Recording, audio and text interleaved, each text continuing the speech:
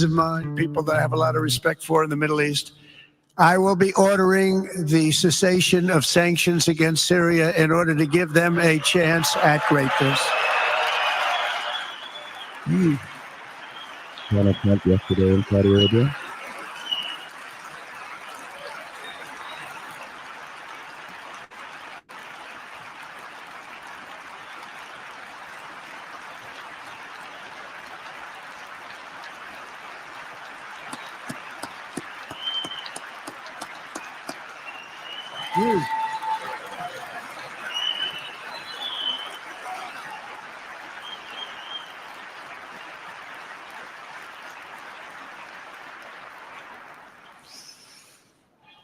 Oh, what I do for the Crown Prince.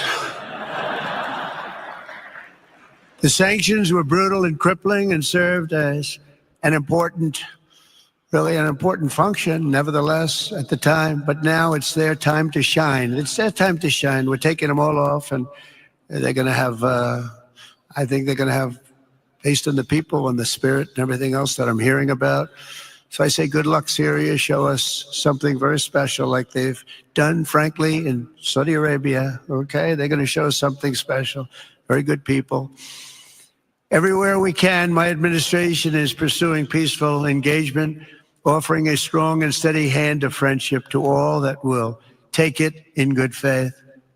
Together, we have made unprecedented strides and tremendous progress, and we're still just at the dawn of the bright new day that awaits for the people of the Middle East, the great, great people of the Middle East. If the responsible nations of this region seize this moment, put aside your differences and focus on the interests that unite you, then all of humanity will soon be amazed at what they will see right here in this geographic center of the world. It really is. It's like a center of the world and the spiritual heart of its greatest faiths. For the first time in 1,000 years, the world will look at this region not as a place of turmoil and strife and war and death, but as a land of opportunity and hope, just like you've done right here, a cultural and commercial crossroads of the planet. Security and stability will lift millions into lives of safety and success, and the nations of this region will be free to realize your highest destinies, honor your proud histories, harness amazing new opportunities, and bring incredible glory to Almighty God. People will come from all over the globe to be inspired by the cities you build, the businesses you create, the technologies you invent, and the beauty, talent, and potential you unleash right in the hearts of your citizens. Each of you will be able to take tremendous pride in the legacy you will leave to your children, because you will have given them the ultimate blessings of prosperity and peace. So important. In the United States, we've launched the golden age of America. It's the golden age. We see it. We see it with all that money, trillions and trillions of dollars pouring in, hundreds of thousands of jobs coming in with it. And with the help of the people of the Middle East, and the people in this room, partners throughout the region, the golden age of the Middle East can proceed right alongside of us. We will work together. We will be together. We will succeed together. We will win together. And we will always be friends.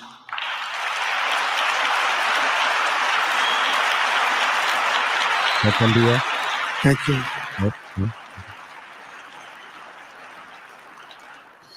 So, Mohammed, I want to thank you again very much for having me. And as a representative of what I think is the greatest nation in the world, we are with you all the way, and you have a tremendous future. Thank you very much. And please pay my respects to your father. Thank you very much. Thank you. Hello. Welcome to Neighborhood News. George Webb Investigates. May 14th, 2025. George, what are they doing to Kissinger's chessboard? Are they flipping the board, or are they just sitting down in his chair? Oh, hey, Mark, and hey, Aaron. I think this is back to Trump, the deal maker. This is the Trump I wanted to see. This is the Trump we pushed to elect. This is Trump, the deal maker. This is Trump going on the road saying, I'm tired of doing an accounting job of a tariff guy, bean counting. I want to go on the road, put some pipelines in, make some shit happen. And you saw the people he has with him. He's got Elon on one shoulder, bringing in the robots, bringing in Starlink for the maritime traffic. He's bringing in the XAI. They're going to put in these XAI small nuke data centers. He's got on the other shoulder, he's got Bezos. You saw Bezos there with Anthropic and Amazon. Zuckerberg was not there, which was interesting. Don't forget Soon Shang is there. Well, yeah, can't forget that. Soon Shang, CIA always has to have their vaccine guy in there. We'll watch some of his vids later from Saudi Arabia, but yeah, continue. Sorry. But yeah, you have the other one that you have is Sam Altman there, which is not the Sam Altman of OpenAI, but the Sam Altman of Y Combinator, the old idea of a business incubator, of a startup incubator idea, and they're with this Blossom incubator, they're putting that in. So I really saw this as Trump in his best light, going out and saying, forget the bean counting in Washington on tariffs. I'm going to go make some deals. I'm looking at this royal blue and royal purple outfit that Trump wore to this, not his usual navy jacket and a red tie, but royal blue and royal purple. Always. So what you're saying? The tie. Yeah, the like purpley tie, and then the J. Okay, I he definitely but he's dressed like royalty of sorts. If there is, yeah, he was definitely saying, "I'm meeting you on the level of several levels, and one is I'm not going to take a knee like George Bush did, in deference to the king. We're going to deal with each other on our feet like business partners." I think that's definitely the message sent here. I'm not taking a knee like George Bush.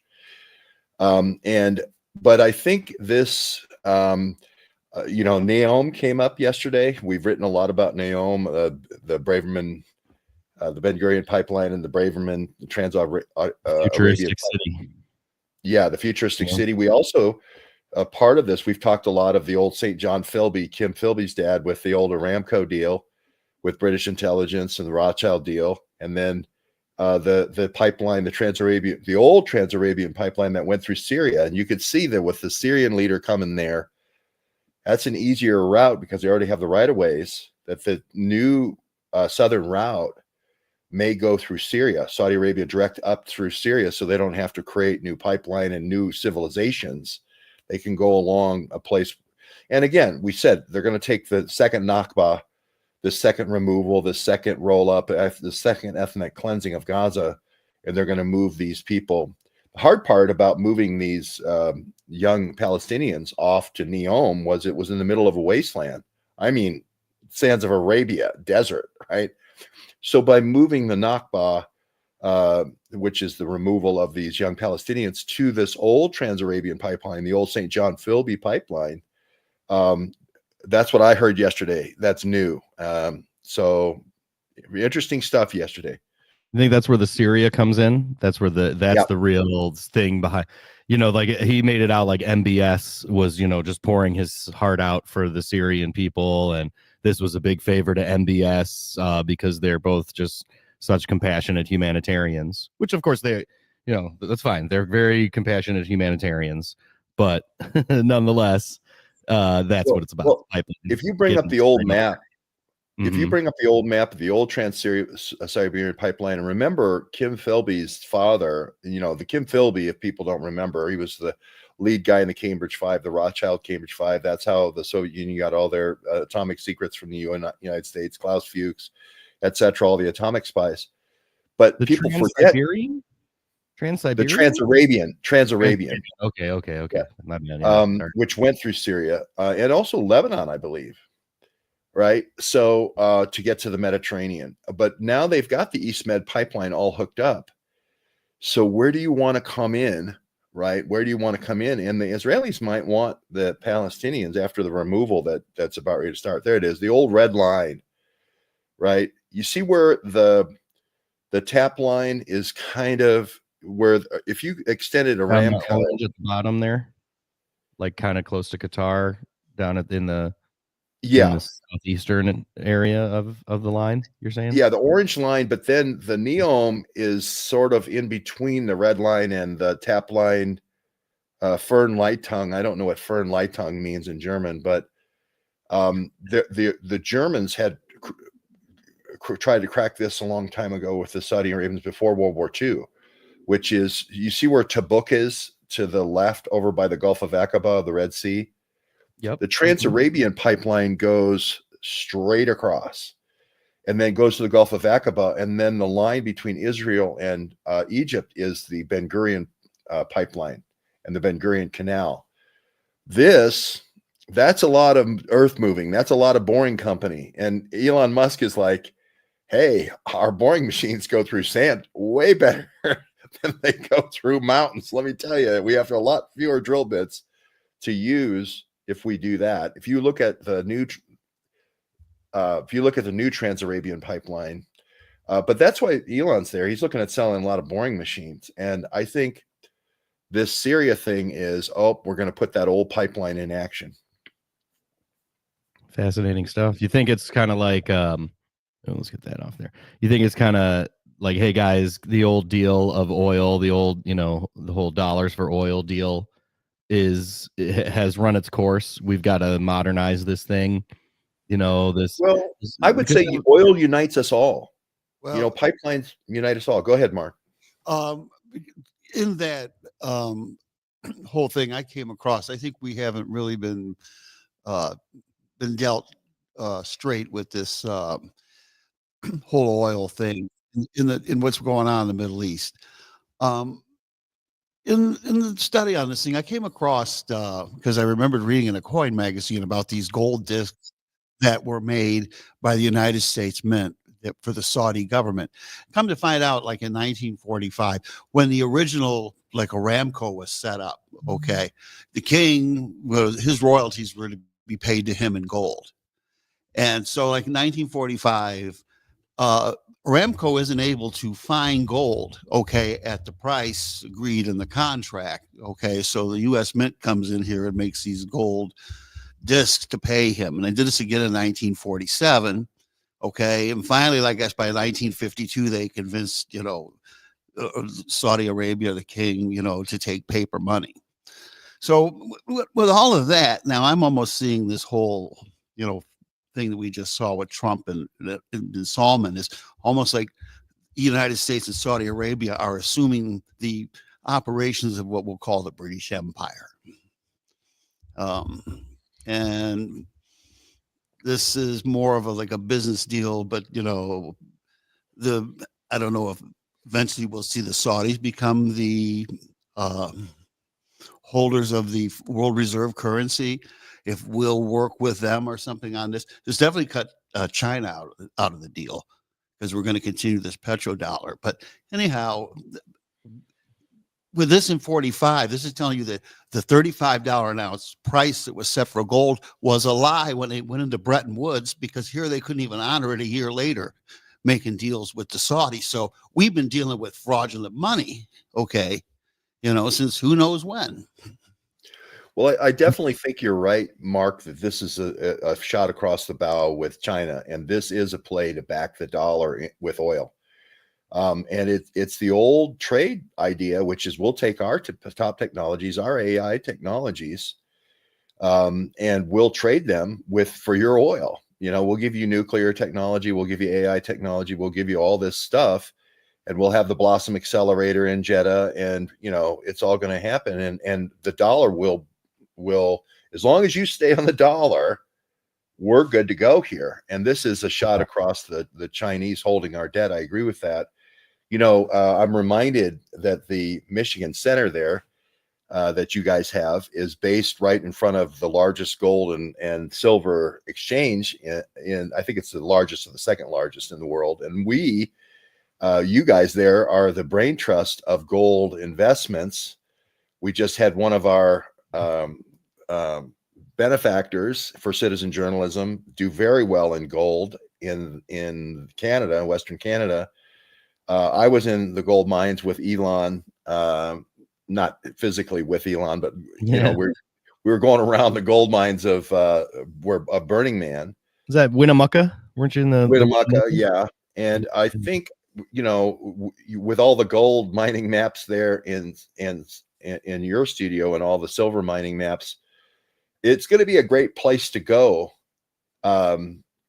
Rare earth metals and so forth. But I'm just saying it's going to be a great place to go for people investing in gold and people investing in silver, especially in gold mines and silver mines. And we have the expert of the world. We have the silver shark right there with Mark. And I do think this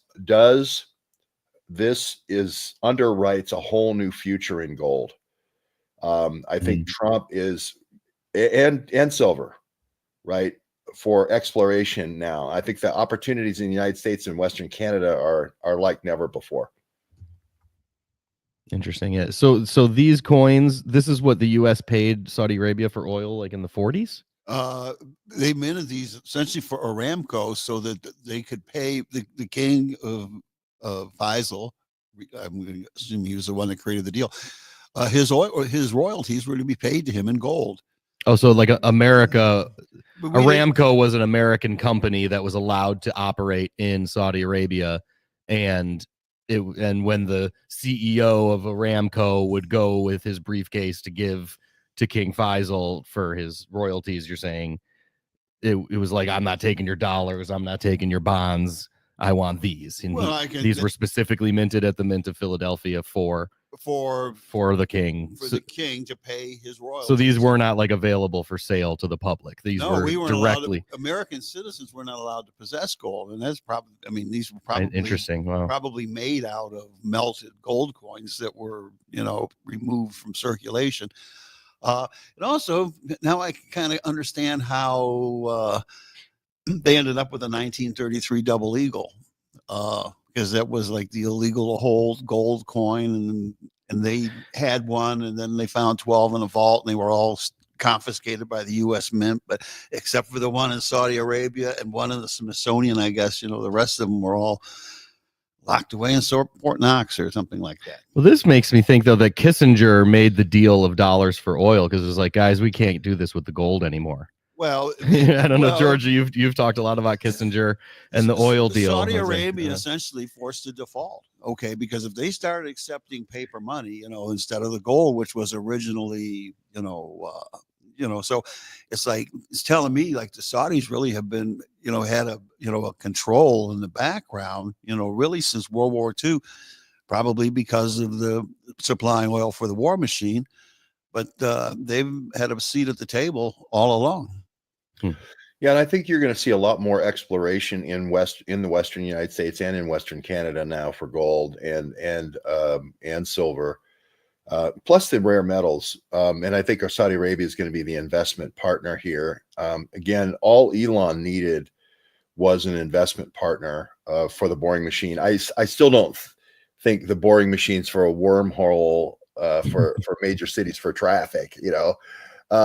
I'll go, Los Angeles has a little tiny track, 2-mile track, and it takes you from one end of a exposition center to the other. I thought the whole reason to go to an exposition center was to walk the exposition. So you see stuff between, one end of the exposition center and the other. But I do think the boring machine is technology for gold and silver exploration. There you see some of the technology. They are expanding it to a 17-mile loop, but the traffic's not that big a problem in Jeddah, right? They're going to put robo-taxis in Jeddah. They're going to make these the cities of the future. You may, I attended this lecture last night about C40 cities in the United States, which were no cars, no human-driven cars. There's 3 cities in Ohio that are C40 cities, Cincinnati, I believe, Cleveland and Dayton. I might have Cleveland wrong in there, but I do see this also as kind of an incubator for 2030. Also, there's some 2030 ideas, Agenda 21, Agenda 2030 ideas in here with RoboCop, RoboCab also. So it's kind of like all the high-tech DARPA kids are, getting to sell all their stuff in exchange for oil. Here, this is the C. I did not know about the C40 is a global network of mayors of the world's leading cities that are united in action to confront the climate crisis. But in Yeah. C40 cities, no cars. Mhm. No And that's cars. what NEOM is all about. NEOM has no cars. And so this is the cities of the future. And I think this is going to be the incubator. The Sam Altman's there with the Y Combinator incubator idea, which is we're going to just have startups for these C40 type cities. And I think that's why WEF is going along with this. I follow this Shakur, Iman Shakur gal behind me who's running the Blossom Accelerator, which is sort of a Y Combinator. Basically, you take a Jeff Epstein supermodel from Europe, you mate them with a Saudi crown prince or a prince, you end up with a very pretty girl who's smart, becomes a neurosurgeon. You educate her at the University of San Diego, right? And now she's going to be the Sam Altman. The Iman Shakur is going to be the Sam Altman of Saudi Arabia. So I think, but the big winner here for the United States, I think, is gold.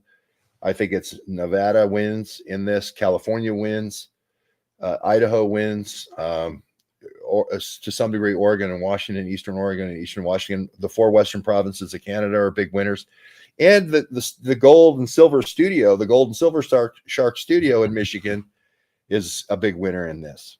So I'd say Trump would say that the Middle East is the big winner after his, because this was just the trip of olive branches, in a way, right? I mean, he's of course saying, peace through strength. We need all the new military budget just in case Iran, look what we did to the Houthis, all that stuff. And he's definitely made a lot of overtures. We just did the last 4 minutes of his speech there, but he kind of went through all the different main hot spots in the Middle East. He about 5 minutes on Gaza, 5 minutes on Lebanon. He went through them all, and it was very much a here's business and peace for the Middle East. Hotels and businesses and tourism and all the things he always talks about. So I don't know. I mean, is it lip service or is it really going to happen? I guess. No, this is vintage Trump. I mean, this is what Trump does. He leaves buildings in his wake. He leaves skyscrapers and hotels in his wake. Mm-hmm. And those skyscrapers go together with pipelines. Look at Houston, look at downtown Denver. They like the vertical buildings with all their investments close to the pipelines. They like their people in the field with mud on their boots. Mm-hmm. This is the ethic of oil, have mud on your boots, T. Boone Pickens kind of ethic, Mm-hmm. And those are the same people that get into defense, into, drones. And, it's sort of like the Harold Bird of the Texas School Book Depository. He's not only in oil, he's not only in uranium, he's also in the Civil Air Patrol with Lee Harvey Oswald, so there's the NEOM line. So I think that this is the strength of Trump. Mm-hmm. Trump has dealt with this kind of thing. He has, I think he has a place in Turkey with a hotel. And I think he's looking at hotels here for his kids after it's all said and done in Syria and Saudi Arabia. I'm more on the idea here that we're picking sides. Turkey is a NATO member. The Sauds and Arabians and Turkey, have a history of conflict or not really getting along. And this might be, a way, because, in the past, when it was the Ottoman Empire, it was always considered like the sick man of Europe.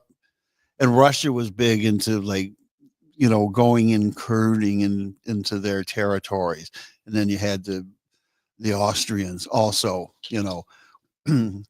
working into this territory.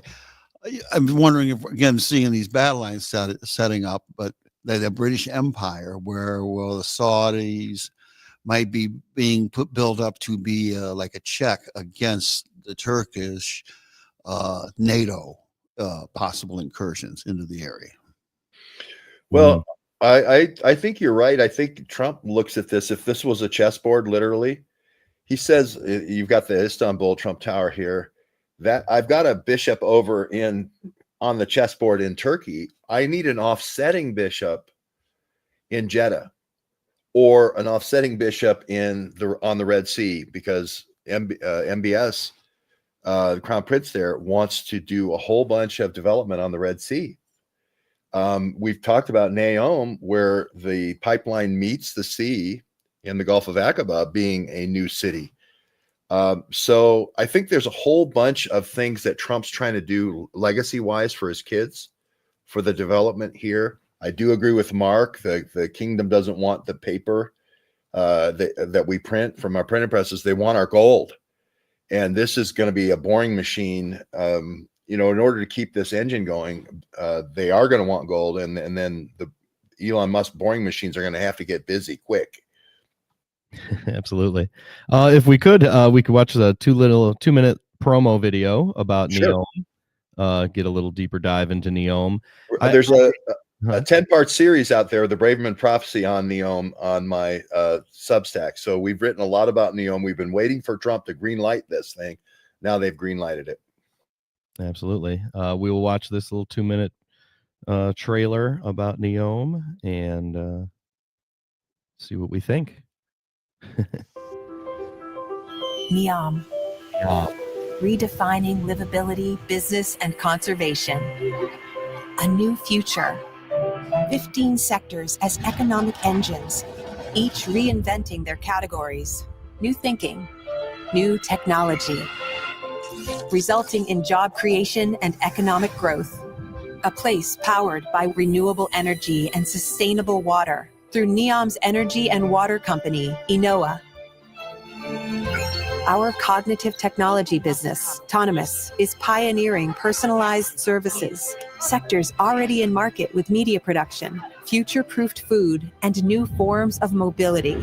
City of the future, The Line, will adopt human-centric design principles and predictive AI.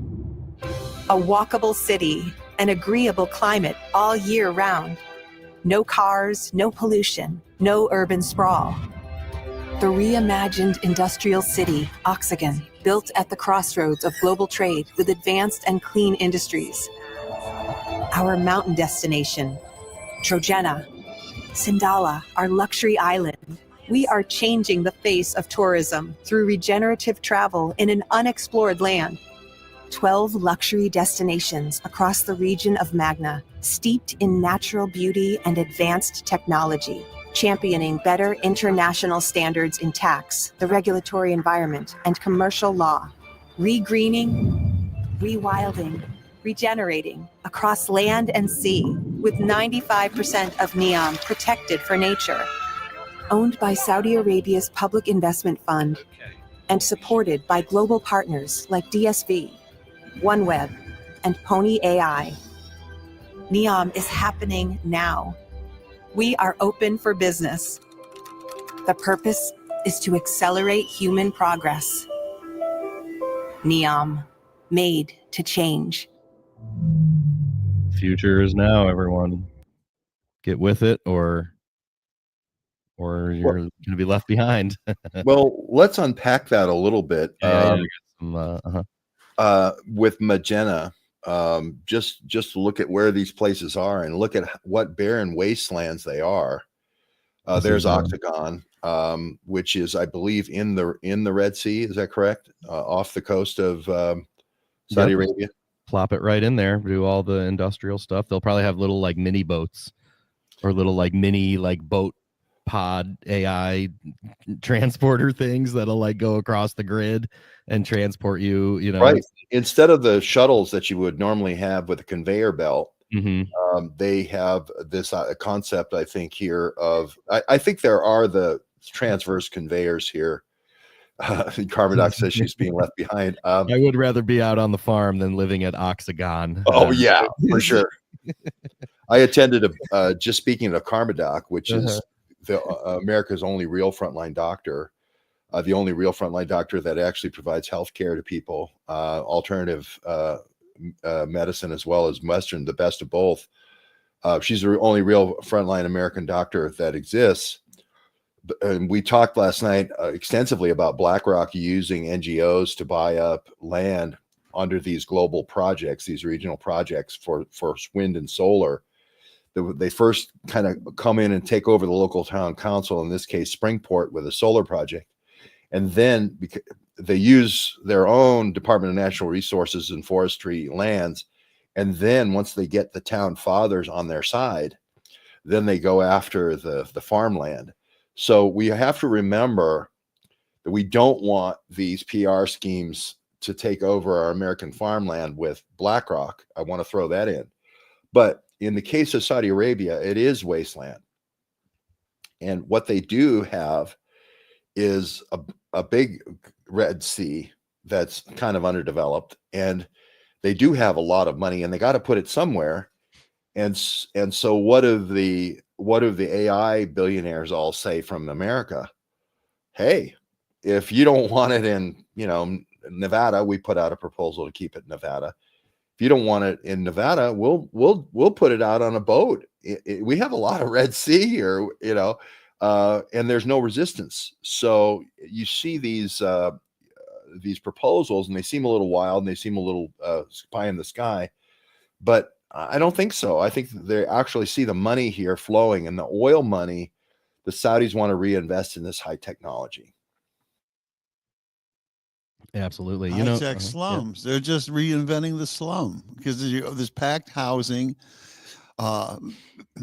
We broke that all up in the 20th century because we would never allow 30-foot lots in cities anymore because you're living too close together. It's not healthy. So why would you go essentially rebuild the tenement slums of? These aren't for the royals, these are for the rolled up Palestinians from the removal, from the Nakba. That's who they're talking about, who already live in slums, right? So they're saying, well, we're going to offer you a different slum. It's off. And also, if you're in the water, it's very hard to march on Jeddah. It's hard to march on the capital when you're really pissed off. It's hard to march on Jerusalem when you're really pissed off. You're out in the middle of the water, and you can see people coming and going pretty quickly. So yeah, these cities of the future are, like Mark said, high-tech slums for the removal of young Palestinians. As I'm just showing graphics here, moving around, we're in the Enowa, ENOWA company, which is bringing together world-leading experts to help build more sustainable future, preserving, it's about the water. This is the water one, the water part of the equation, which is great. Of course, more drinking water, we need that. Making, water more drinkable, obviously, for Saudi Arabia is a huge deal and very important. I'm struck by the lack of Saudis at this Saudi Arabian project. Like Peter Terrium, I don't think is Saudi Arabian. Gavin Van Tonder, I don't think is Saudi Arabian. Jens Madrian, I don't think is Saudi Arabian. So it's like, I don't know. It's probably it's an interesting thing that we're seeing here. But then again, Jeffrey Epstein wasn't Saudi Arabian, and he had how many Saudi passports? So we'll get into that. We'll get into how every one of these princes of the royal family has a Jeff Epstein girlfriend. Or numerous Jeff Epstein wives. And this is where the high school age is so important to talk about. But anyway, I do think that these cities all start as kind of like loading docks. The Neom doesn't have the beauty. See the solar? Neom doesn't have the beautiful shining tilt walls and hanging gardens of Babylon when it starts out. It starts out as a pipeline. And it starts out as a pipe dream. And what they need to do for the removal of these Palestinians is give them that pipe dream. They have to vote with their feet. There's about ready to be a big roll up where Netanyahu is going to go through with maybe gas weapons finally through the Gaza. So you're going to have a big culling, and people are going to be moving quickly when the gas starts in Gaza, right? Where are they going to go, right? You have to have a pipe dream to replace that. You have to have an America with a shining, liberty statue for Europeans to go when you're going to do a removal of Europeans. Sounds like a trail of tears. Well, it is a trick. Yes. They told the Cherokees that there would be a plentiful buffalo, and then as soon as they discovered oil, you had the Hales come in as the assassins, Mhm. and a young J. Paul Getty and George Getty, his father, start in the Osage. We blossoms of the flower moon. A lot of our oil wealth starts with killing Indians from the Trail of Tears. Absolutely. Yeah. I mean, it's And the Hale name is right for William Hale right from the beginning. It's in the movie. Again, every time Leonardo DiCaprio does a movie and Bob De Niro does a movie, it covers up the truth, which is, hey, Getty starts here. Rockefeller also gets a big start here, etc. Right from dead Indians. Mm-hmm. One thing it does remind me of here, just talking about Neom, though, before we switch gears to, Epstein, the Saudi Epstein connections and all the thing, the Jean-Luc Brunel passports and all that there is, do you remember this from a couple years ago when Trump was not in office, where he proposed these freedom cities? Trump proposes building 10 new U.S. freedom cities.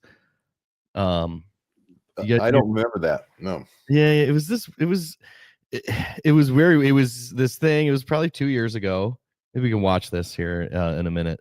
But he talked about building freedom cities, which was just like taking these federal lands that we have out in these, nowhere areas and just grabbing some acreage of federal lands and turning it into a freedom city, which, I wouldn't say he like describes Neom per se, but he definitely describes a futuristic city that the, government can help be involved building, from soup to nuts, and so 10 new freedom cities where things were going to be magical. So it's weird, not necessarily a limited government, not necessarily a small R republicanism, limited government idea, but then again, Trump, not necessarily, whatever. I mean, I'll hold my commentary, but it just reminds me that he did have this whole thing. It was not well received.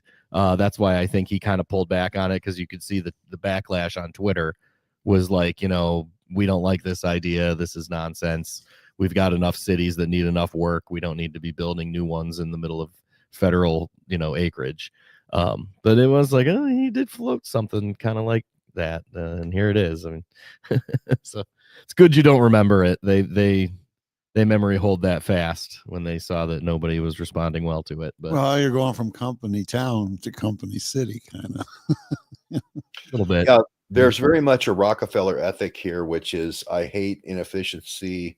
I want to make everything, work like clockwork. The whole way an oil refinery runs, like Mark is saying, is let's have an oil refinery city. If you look at these cities, these cities of the future that are out, floating cities in near Neom, they're all that same idea, right? And again, the beautiful part of this is the Saudis have their retreat, in UAE, and they have these retreats in Bahrain and so forth with these islands for their protection. What if you put all the Palestinian youth out in these working cities out in the water? How do they rebel?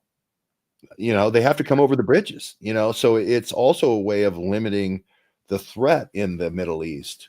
So I think the other thing that Trump likes, though, is he likes the whiteboarding. He likes the cocktail napkin of, hey, we should have, here's where the pipeline should go, and here's where the cities should be. Mm-hmm.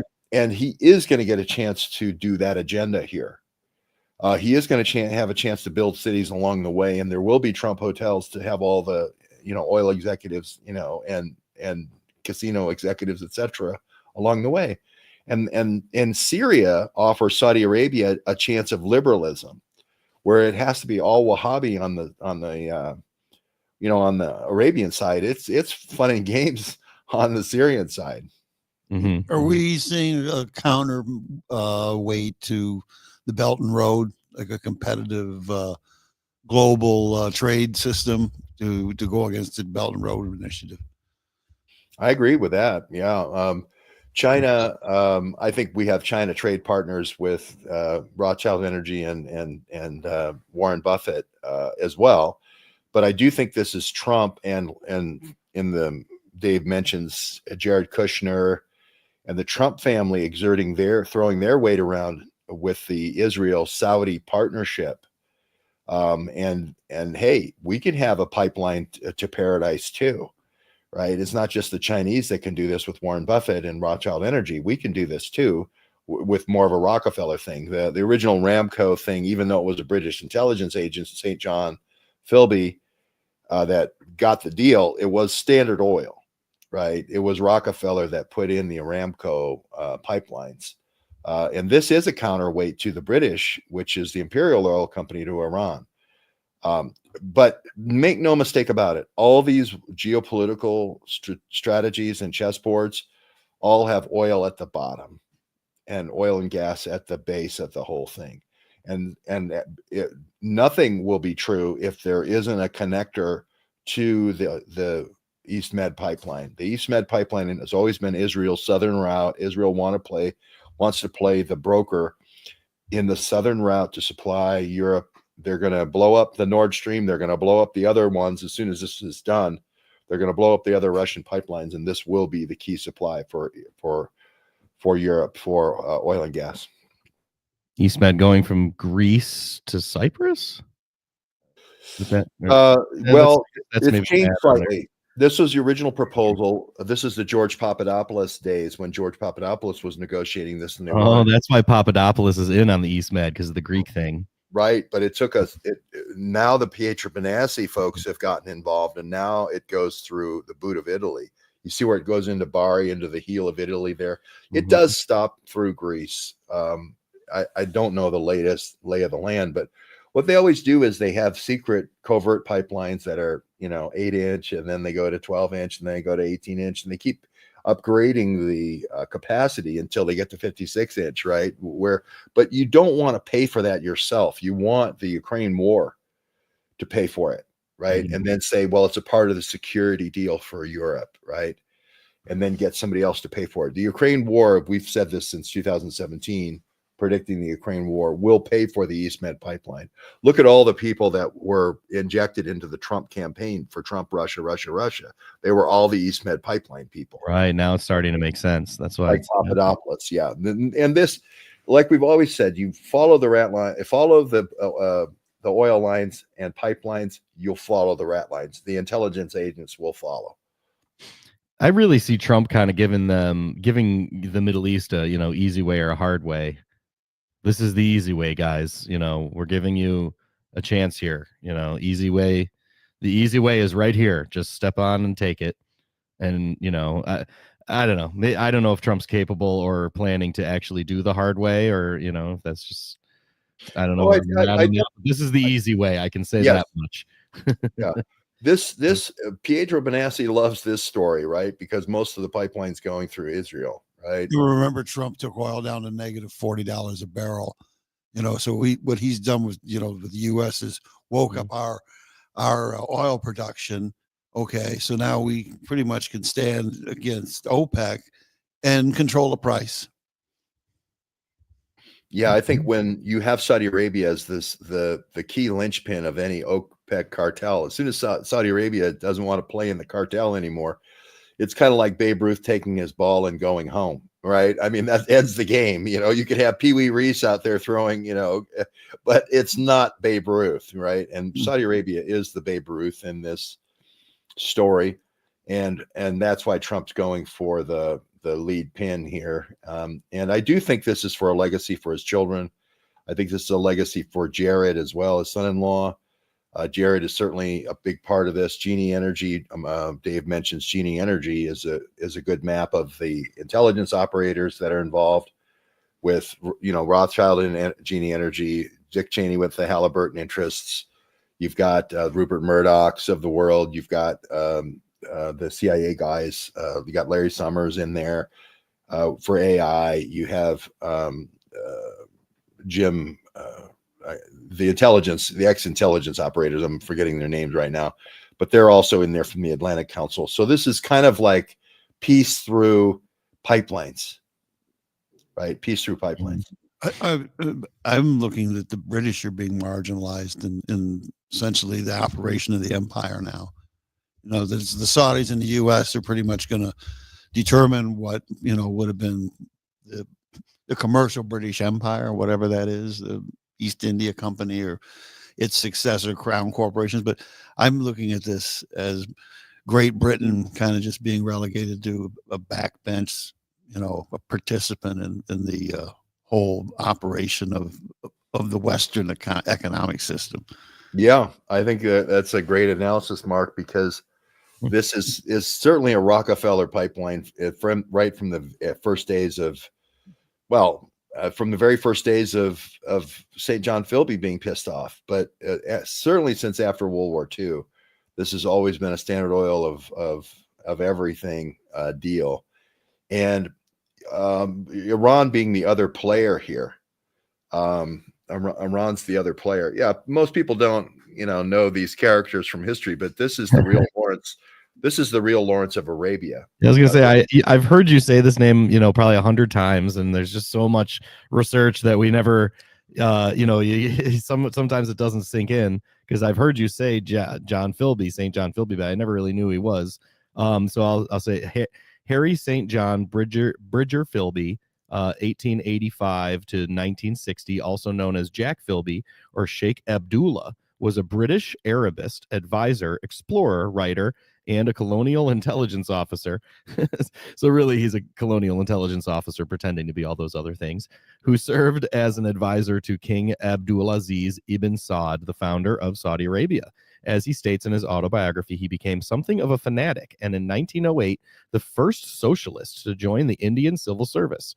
After studying Oriental languages at the University of Cambridge, he was posted to Lahore in the Punjab in 1908, acquiring fluency, yada yada. So he's just an intelligence officer who they put into he's the John Brennan of their era. Well, I was just going to say, John Brennan is aping St. John Philby. It's a very bad imitation. Wow. And then exactly right. Yeah.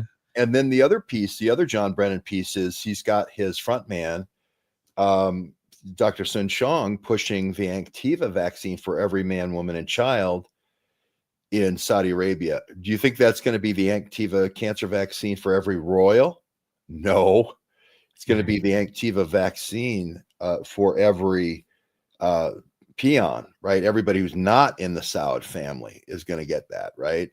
And especially these Palestinians, these displaced Palestinians. This is going to become the new vaccine test group. We talked about the Uyghurs for China. The Chinese have the Uyghurs. They have a million people at the ready behind bars that they can test any drug, right?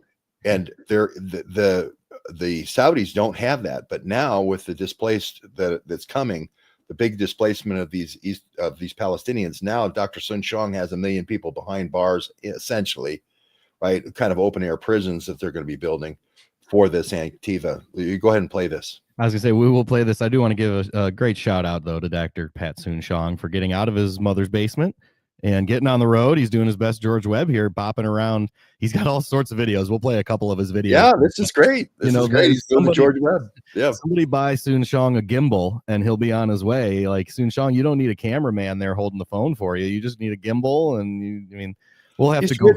Richest doctor in the world can afford a cameraman. I have to use my hand, and I don't even have a gimbal yet. But this is great. He's out there just on Twitter putting short vids on his Twitter. So we do appreciate that. It is awesome. That's what everybody in the world should be doing, right? Get your phone and go. You should play this though. We're gonna play him, yeah. Because this is basically the Tucker Carlson, and like we said, if you go on Tucker Carlson, you do a paid infomercial of 100 minutes. It's not because you don't plan on inoculating at least 1 million people somewhere, right? He tried to get the Bobby Kennedy thing and let's get all the kids in America to take this thing, and there was a backlash, right? So now, hey, let's do all the Palestinian kids. So here, inspiring to see patients receiving cellular therapies here in Riyadh. Looking forward to seeing future possibilities with our hashtag BioShield at King Faisal Specialist Hospital and Research Center. Hashtag Saudi US Forum 2025. And here we go. He's mixing apples and oranges here, though.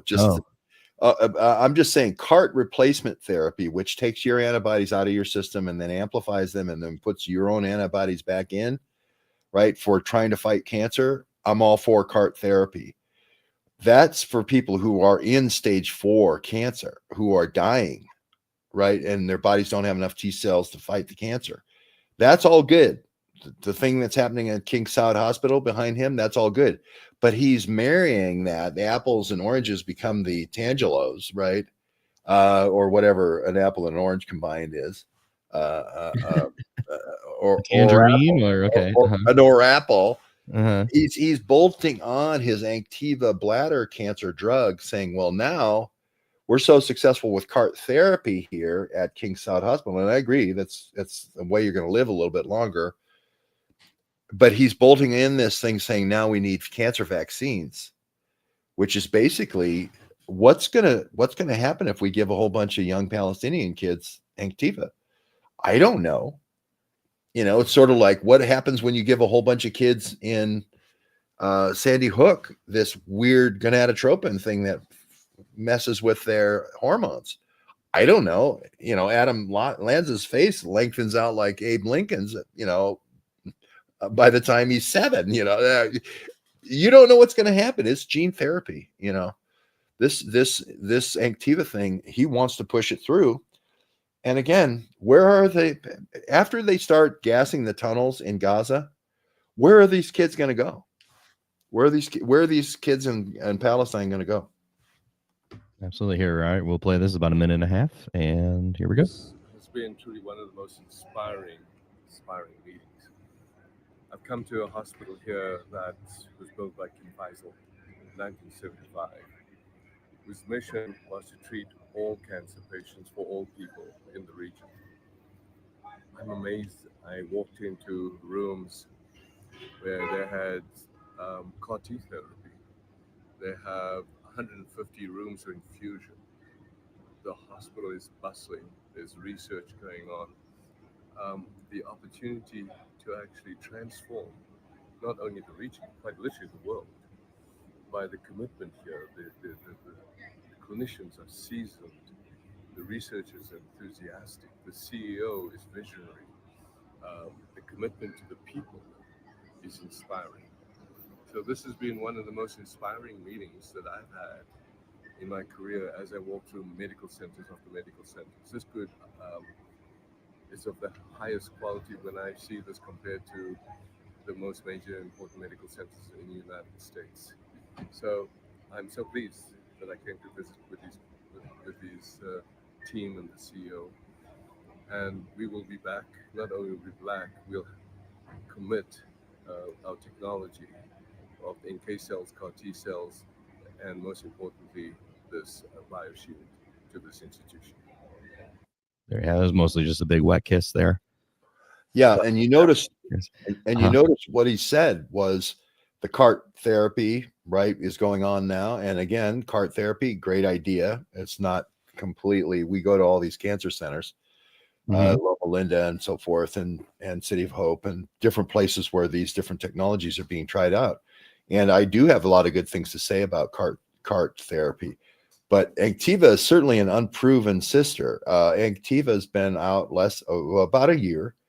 It's for men who smoke more than 3 decades. You know that your carcinogens are going through your pee stream, through your urinary tract and through your kidneys. You know that you're taxing your bladder, right? You know that you could end up with bladder cancer. So that's a very known set of people who really want the Anktiva combination with the BCG drug.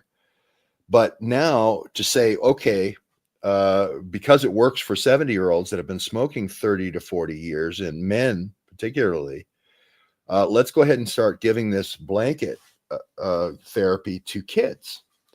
And this only makes sense. This only makes sense that you do this if you'd already, like Dr. Sun Shong in South Africa, if you'd already removed immunity. If you'd already had some kind of vaccination program which removed immunity or lowered immunity, or some kind of super antigen that lowered immunity, or like Carmadoc is saying, like some kind of bio spray that's lowered immunity. And now you're coming back and this is sort of the CAR therapy for lowered immunity. This is sort of an attempt potentially at the HIV. You know, we've had things that create the HIV, and now we're going to have the HIV replacement therapy. This I think of as HIV replacement therapy. But it's unproven, right? We've all these guys, Fauci with gain of function, Deborah Birx, Redfield, they've all been looking for this. Rumsfeld before that with Gilead have been looking for this replacement immunotherapy for HIV. So cancer, when Dr. Soon-Shiong said, when I think of COVID, I think of cancer, COVID. Well, what he's really saying is reduced immunity. And I think the thing that with long COVID, especially the thing that reduces immunity is a coronavirus, some type of bacteria that keeps hanging around in your lungs and lymph nodes. There's the BCG, which has been around 100 years. So we'll watch to see what kind of trials. He did a trial in South Africa, if you remember, a 3-year trial that he paid for himself. He didn't publish the results. So watch Brennan and the CIA, watch Soon-Shiong, because this has been they didn't want this to be the only thing to be announced, right? We're going to do a big CIA drug trial in Saudi Arabia on all the Palestinian kids. They didn't want that to be the story. They wanted the pipeline to be the story. Yeah, Soon-Shiong definitely was just on the sidecar. He was not the main attraction by any means. They wanted the AI technology and the whiz-bang technology to be the thing and not the CIA program for the Palestinian kids. Yeah. Here, we'll do one more quick Soon-Shiong here. Just 30 seconds of him. I believe, are these biofermenters he's next to? Or I guess let's see here. Yeah, those are biofermenters. Yeah, that's where COVID came from, everyone. Here I'm at Kmart. I've seen biobank facilities in the United States. Biobank. I've seen biobank facilities where we are. And this is one of the largest biobank facilities that actually have material tied to clinical outcomes. Together with the human capital here, I think it's one of the national treasures of the Middle East. And I'm so excited that we here and we'll find a way to not only collaborate, but actually have this information shared with the world. So I take that back. Those are freezers, and there's a freezer like that in Windber at the Soon-Shiong facility in Windber. That's a biobank? A biobank is like a freezer. It's a freezer. Yeah. It's taking the things that come out of a fermenter system, and then they put them in to a freezer. And there's one of these things, one of those same kind of it's white in Windber, but same idea. And again, if you're a Saudi royal family, wouldn't it be great if we did the Jeff Epstein thing, which we did at Zorro Ranch, and we got all your DNA, right? And we had some kind of selective bioagent to take out all non-Saud family members. You're going to have 35 to 50 wives, right? And aren't you going to want to have directed evolution? Aren't you going to direct the evolution so it's the Saud family is the one that ends up being the number one family, and like the King family and music? Don't you want to have a bioagent that gets rid of everybody else, all your competitors, the people trying to kill MBS? So that's what's going on here. The CIA and Brennan, but their CIA and Dr. Soon-Shiong and Brennan are hiding beneath this Trump pipeline deal. So a biobank, and I'm like just learning all this here right now, obviously, and then I'm searching biobank quickly on my web browser, and a lot is coming up with AI and biobanks. So I can even see how like there's just going to be these huge freezers of specimens, organs, tissue, fluids, and there will probably be even like little like NVIDIA bots that can go in and like boop, boop, boop, pick little like specimens out of the specimens and send it into an AI bank. Like I can envision how these biobanks will just be churning all the time, getting all sorts of data. And this is how they think they'll find all the millions of proteins that are available to be found, under the sun. This is Windber. This is Dr. Soon-Shiong's Windber kind of research lab, writ large in Saudi Arabia.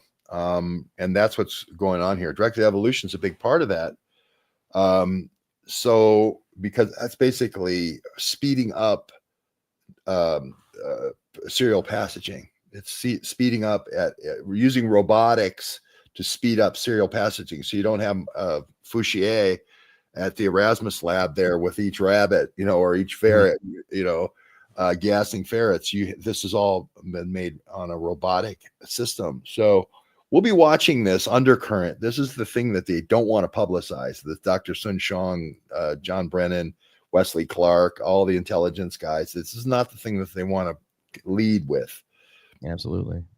Well, let's use Saudi Arabia to transition. We wouldn't be good researchers if we didn't use our discussion of Saudi Arabia today to transition to Epstein vis-a-vis his Saudi Arabian passports. And Epstein has been in the news, has been in the research, of course, but we think there's quite a diversion going on, or I don't know if it's a diversion. I hope it's not a diversion and it's a confusion. And of course, it's easy to confuse. We understand, right? Like the whole thing with Frazzle Drip and adrenochrome and Comet Pizza and all the stuff that went on all those years ago. And I don't want to necessarily say whether it's true or not true, or I think it's true or not true, or any of that right now, other than to say that there's a lot of characters involved in that, Q-ness, sometimes called Q-tardness, otherwise known as Q-tardness or Q-ness, for those more inclined to the less, just whatever, right? But you don't want to confuse that with Epstein. If that stuff's out there, that's neither here nor there in the discussion of Epstein, because Epstein is attractive teenage females. I do think there may have been a male element somewhere that we don't necessarily dive into as much. I do think they had some male models in the Abercrombie catalog, and there could have been a male on male element or something going on inside the Epstein compromised circles. But it was teenage girls, 90% teenage girls trying to be passed off as 18, 19, 20-year-old girls. I don't know if the Matt Gaetz thing, I also don't want to say if the Matt Gaetz thing was true or not, but like what they accuse Matt Gaetz of, that, he slept with a girl who was maybe 17 and he thought she was 18 or 19. And no doubt, somebody somewhere saw Gaetz as a rising star and marched this 17-year-old out there to try to get him to sleep with her. And that's going on all over the place, or if not all over the place, in some places. And that's what Epstein was all about. And Epstein's not going to. Epstein, in and of himself, isn't going to get the public in a rage and want something done.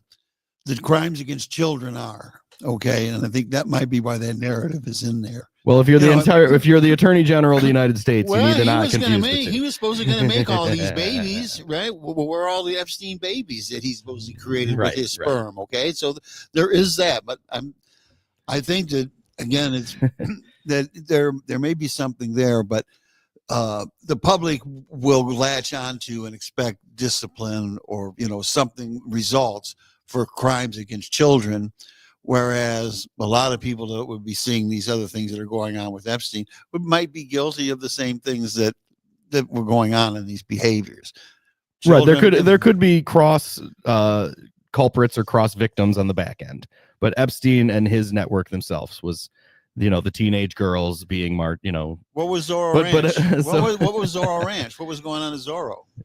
Well, Zorro Ranch is the genetic experiment. And I think people think it's, again, it really helps to talk to people who are flying the helicopters of Bill Richardson out there with Jeff Epstein and talking to the people. I think the Farmer twins, at least one of the Farmer girls, went to Epstein's ranch, and she went out there when she was like 20.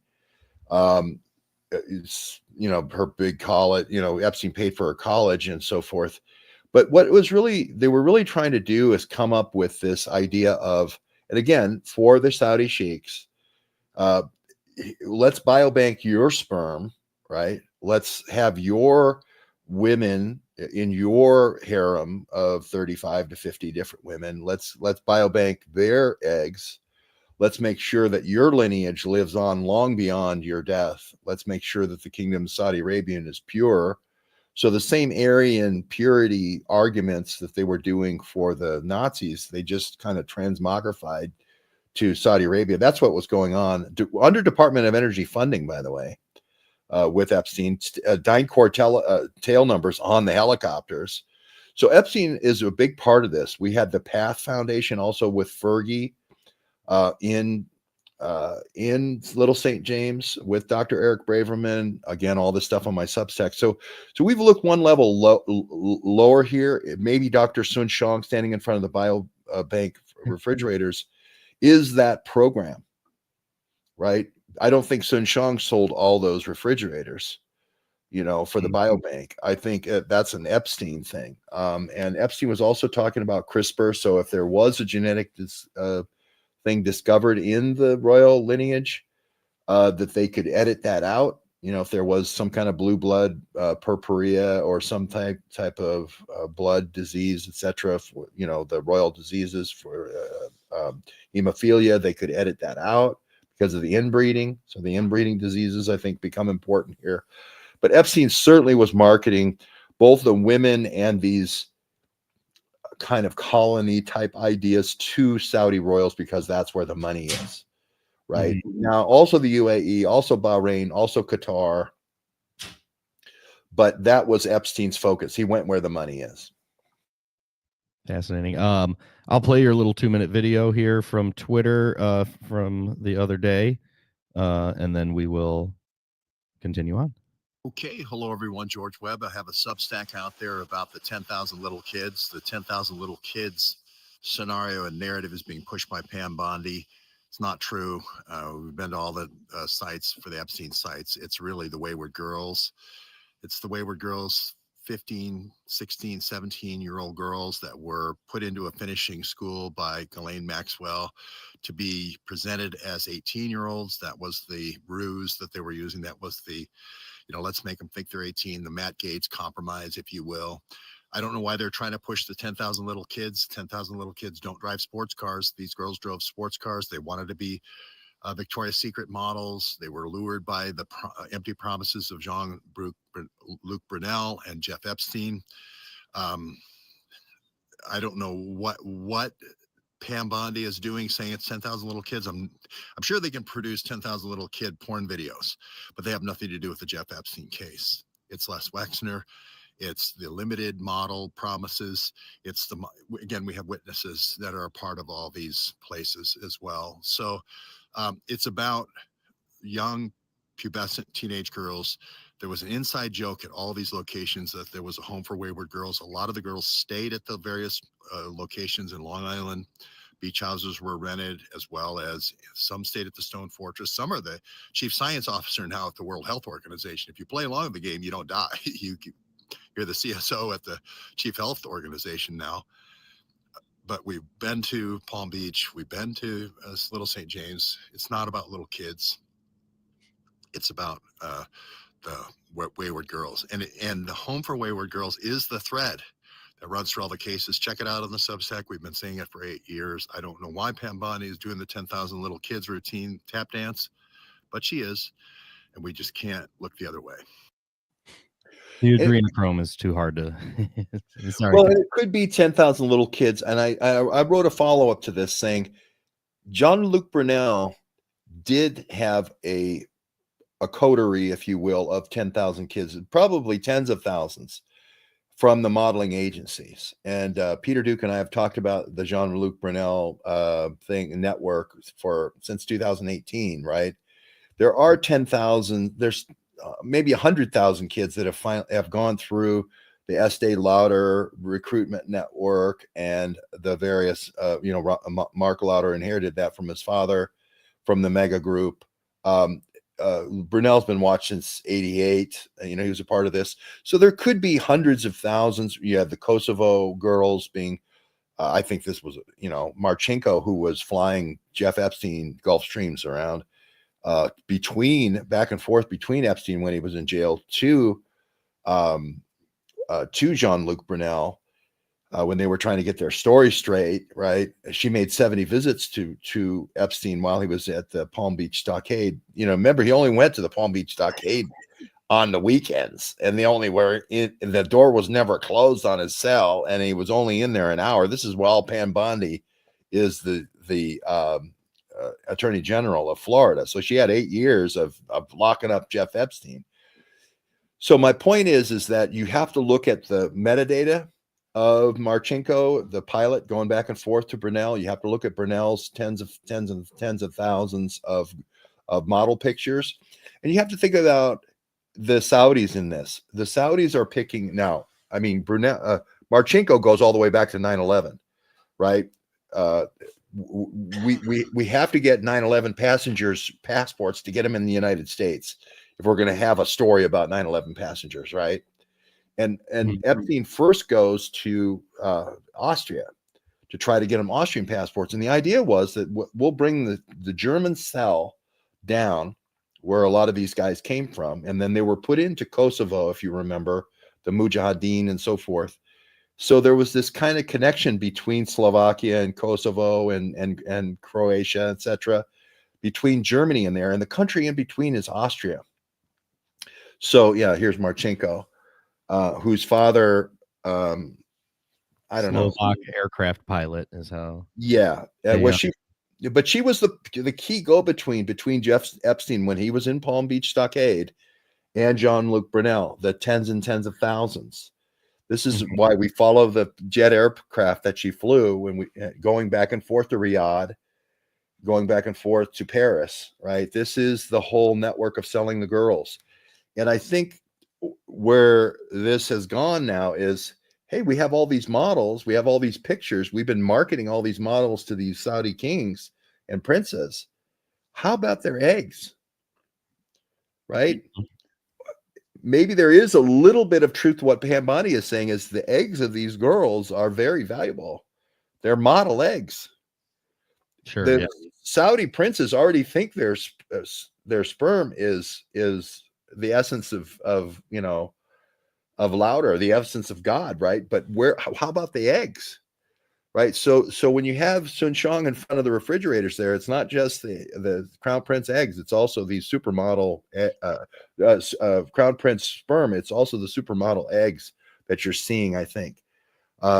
Saudi princes have been going after American Hollywood starlets for as long as time, right? Ever since Grace Kelly, Princess Noor from Jordan. There's lots of examples here. Yeah, they always come to America for the Hollywood stars. Now it's just like, well, skip the and Europe. Elaine, Giselle is from Germany, right? So it was important, Brunel, to get to the root of all this. You've got to get to Europe. You've got to get to Jean-Luc Brunel. You've got to get to the European connection to the Saudi princes. If you don't get that connection of the plane flights going back and forth, you miss out the investigation. And that's why with James O'Keefe, publishing the, picture of the baby is with the rattle that he says is a phallic symbol. It's a completely white kitchen on St. James Island. Right, and he's got the baby holding the phallic symbol. It's so much spirit cooking. It's right back to the Podesta spirit cooking, and we're getting away from Jean-Luc Brunel. We're getting away from the Sun Shang in front of the refrigerators. We're getting away from the genetic culling and the directed evolution that Epstein was selling to the Saudis through the European supermodels, and that's, you're not going to solve that case until you look at what actually happened, the facts. When they created the Hays office in the 1930s in the motion picture industry, that is essentially the code era when they limited the content. One of the topics that was forbidden to be a motion picture topic was white slavery. And that's kind of like what we see going on in the Middle East, with the white women being essentially, as a commodity and being sold into these other countries. What is this? The Motion Picture Production Code was a set of industry guidelines of self-censorship of content, which is applied to the Hays Code after William H. Hayes, president of the Motion Picture Producers Institute. I never knew of this, so it's like, Yeah, the Hays Code is interesting because they say like, okay, you can have Edward G. Robinson, over there at Fox Pictures. I can't remember which was the gangster studio. I think it was Fox. I might be wrong. It could be one of the other studios, but they had all gangster stars. Maybe it's United Artists. Now that Warner Brothers, Warner's. Warner Brothers. It's Warner Brothers. I'm sorry. It was all the gangsters. But then Hays Code came in and said, but the gangsters can't win in the end. The gangsters have to get what their comeuppance in the end. You can have Angels and Dirty Faces with Jimmy Cagney, but the Chicago Mob can't win in the end. You have to have an Elliot Ness kind of character come in and mop them all up. And so Warner Brothers, like Mark is saying, thank you, Mark. I should have got out to Burbank and covered this. They made so much money because no one else in Hollywood, MGM was making Cleopatra, these big extravaganzas. Slavery shall not be treated. It was there. It's just one of those. Yeah. So this was edgy Hollywood, right? So the Hays came out to say, no, the gangsters can't win in the end. But the other thing is, white slavery. But there's a lot here: sex perversion, seduction of rape, miscegnation, sex hygiene, vulgarity, dances, religion. This is crazy. I mean, you couldn't have you couldn't have a topic of like a harem. You couldn't have harems, in that. And Rudolph Valentino, if you remember, was the star of the 20s. He was the Arab Sheik prince with 20 girls. Right. That was the whole Rudolph Valentino thing. And so this, I have a series on this of CIA in Hollywood, even the precursors of the CIA in Hollywood. Roman Navarro. yeah. That go into all this. Yeah. So, Valentino. Yeah. He was the sheik, that was going to kidnap. This is the kidnap fantasy by a billionaire Arab sheik and he would ride off with the women on the back of the camel, and then they would be quote unquote raped. But it was a 1921 American silent romantic drama film produced by famous players. Lasky, directed by George Melford, starring Rudolph Valentino, based in the best-selling 1919 romance novel the same name. And but this was a female sexual fantasy of the 20s. To be kidnapped by a billionaire, nomadic, good-looking royal sheik and making love with Valentino by a crystal blue Italian stream. Still in our culture, that this meme is still there, and so and that's what Epstein played. It's just like, you're not going to be a sexual slave, and you're not going to be cooped up in some hotel. You're gonna be one of Valentino's lovers. This is great for graphics because it's a silent movie, so I can just play it here. We're not doing any kind of copyright infringement here at all. Yeah, it certainly has the limitations on this from over 100 years ago. Yeah, but this is fascinating. Wow, I mean, here they are. Yeah, the sheiks running and the white women and everything. So this is a tale as old as time. Epstein is not the first Epstein. In a sense, Epstein's not the first Epstein, and I think the you have to look at the studio that made this. And I'm trying to remember. Mark knows. There's a Paramount later on. Was Famous Players. It became Paramount. Famous Players. Lasky is a. Yeah, that was Famous Players. Became Paramount. Oh, okay.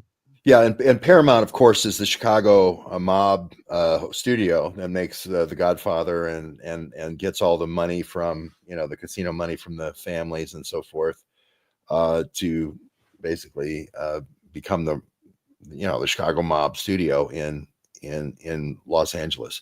So I didn't realize this. This is great because Tom Ince also was moving in this direction with these scripts. With these cops and robbers and touching on these white slavery type issues. Miscegenation also, you saw miscegenation. You would have been in big trouble, Aaron, with miscegenation. I butchered the reading of that word. Your wife wouldn't have been. We wouldn't have been able to have your beautiful wife on camera. Oh, I see. That's the races mixing and stuff. And right. Miscegenation. Yeah. Thomas Harper Ince was an American silent era filmmaker, media proprietor. Ince was known as the father of the Western and was responsible for making over 800 films. Thomas Harper Ince. Yeah, and they basically burned his studio down 3 times. And when he kept rebuilding his studio, this foreshadows the burning of Pacific Palisades now with Peter Duke, right? Up until he was the first mogul to build his own film studio, dubbed Inceville, in Palisades Highlands. Yep. Well, that must make Peter feel a little bit better, right? It's like, well, Peter, you just got to take inspiration from Thomas Ince. Thomas Ince was on the Palisade Highlands and got burned out, and he just kept working. It didn't make him feel better. I tried that. I said, he had Harry Houdini in his studio. He had the Charlie Chaplin in his studio. He had the studio system. He had the Westerns. And they murdered him when he was 42. They poisoned him on William Randolph Hearst's yacht, and then they shot him, I think, at the end. But they at least poisoned him, and they stole his studio from him. And when he was 42, Peter, you're in your 60s now. You have a gorgeous wife. Be happy. I hear you. But that didn't Palisades. The fact that it was on the Palisades, though, they burned that exact spot, or not exactly. It sure was. It right up to Getty, right up to the front lawn of the Getty Villa, right where Getty lived, and everything up the hill from there. The Getty now is. There's only been 31. I said this last night. There's only been 31 building permits that have been let out in 4 months. I'm not talking about buildings going up. I'm saying even permits to be let out. Mm-hmm. And you just wonder if this whole, Bergruin is a cutout for the kind of the Gavin Newsom. Gavin Newsom's dad was very closely paired with the Gettys. If it isn't just a cutout for Gavin Newsom and the Gettys, right? And the Gettys are a family that they let them go find all the oil, and then they steal the oil when they get back home, that kind of thing. So it's really this kind of cabal with Newsom and these outside investors taking over California right now. Yeah, fascinating stuff. I will say, just to get back to Jean-Luc Brunel here, when we started that tangent there, Jean-Luc Brunel held on suspicion of supplying girls to Epstein, found hanged, and this was in 2022.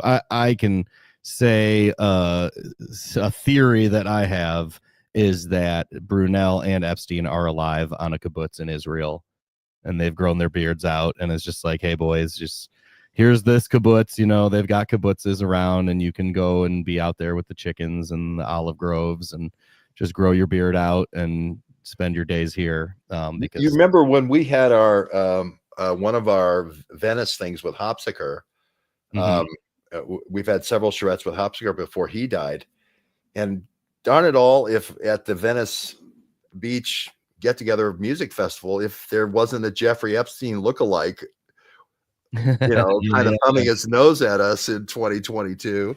I think these guys could very easily be on the Red Sea, behind the investments of the new hotels going in on the Red Sea for the Saudis. And they're not allowed to move around. They're certainly like, you're going to be here, this 5 mile radius will be the rest of your life. But, you've been a warrior for Israel or for the intelligence network, the bad Mossad. Think about it. If you put a Sheikh's, a Valentino, Sheikh outfit on these guys and give them beards, how hard it would be to identify them. I stayed clean shaven all the time. Yeah, I stay clean shaven for the camera here, I guess, as does George. But we're not going to run away to a kibbutz. I wouldn't expect so. But yes. So we were going to create a kibbutz there in Lambertville. You'll know the kibbutz you can find us on, with our clean shaven faces, I guess, right? But yeah, that's why I think they stayed clean shaven, like you're saying. I mean, they could grow the beard and just be mixed in, wherever they need to be. It could be. I mean, I would like to have a fact-based, evidence-based investigation of this Epstein thing, with all the technologies and so forth. And we're talking to Penny Shepard, who will take this on at the studio there in Michigan. if James is going to keep doing the spirit cooking thing, if he's going to keep doing this, Abramovich type, oh, and here, look at babies' heads going around in the soup in this picture, that's coming, here's where Jeff Epstein washed his feet, and there's babies' heads spinning around in the baby soup, if he's going to keep going in this kind of direction, we're going to, I think, have a really super fact-based center there in Lambertville to bring the best minds and the best investigators of the world to get to the truth on this one. That's what we're trying to do. There is an operation for the right-wing media, just like there is for the left-wing media. And I think our research community's done a pretty good job of fighting back against the right-wing side. We fought the left-wing side too. That's why it's like this studio here and your work, George, certainly was during the election time was, I'd say, pro-Trump, for Trump. We wanted Trump to be elected. We're trying to be as straight and calling the balls and strikes and being on the right team that aligns with our political and ideological beliefs about limited government and small r republicanism and all those beautiful things. But we do get a little worried sometimes when we see Pam Bondi getting confused, and we see a lot of the other confusion that we've got to keep pushing. We can't just go home and say that we did the work and it's over, because the right-wing narrative, the Smith modernization for the right, is continuing on, and we're here to push. All right. Well, Comer indicated that he believes that all of the Epstein evidence has been destroyed by the FBI. Is that to try and call, is this a diversion even, that these people are thinking, oh, well, she's looking for children, so we're in the clear. I don't know what to think. More likely, I'm with Comer that probably most of this has been destroyed. Well, there's some evidence you just can't destroy. Like, for instance, Marchenko, the metadata of her going and visiting Epstein. I'm pretty sure the Palm Beach Stockade has cameras. So there's 70 visits there. That Pam Bondi was in charge of that justice system, right? So she would have 8 years of stuff of Jeff Epstein. And then Marchenko's flight plans and the Gulfstream flying, all that's a radar record, right? And then we have the girls as well from Jean-Luc Brunel and also Epstein. We have a lot of the women who've already come forward as witnesses. So they can try to renege on their promise to put out all the Epstein documents. Remember, there was going to be 5 releases by Pam Bondi. They can try all they want, but it's not going to square up with the metadata that's already out there. And that's the good news here. This spirit cooking thing that James is doing, I just don't think everybody's been through there's the metadata of the global girl, which is this Marchenko. Everybody's been through this already with the Q thing. Everybody's been through this already with the Podesta, the Pizzagate thing. The fact that they would have a completely white room and the only picture you're allowed to look at is the baby with the phallic symbol. It just seems so Epstein, so Abramovich, right? And if you actually go to the facts, everybody's 17. There's people that are 20. There's people 22. There's 21-year-olds. The people who are going to the trials. So this baby narrative they're trying to push, or this 4 and 5-year-old little kid narrative they're push, it's got a very hollow, tinny sound to it. Wasn't Anthony Weiner's laptop included in the Epstein? Well, no, that's why I think they're confusing. I think it is not, and they are confusing that it is. But I'm wondering if this evidence that they have is maybe so embedded and corrupted with child porn, to keep you from digging into it, and not opening attachments and other things, that it's like landmines maybe to get at this information.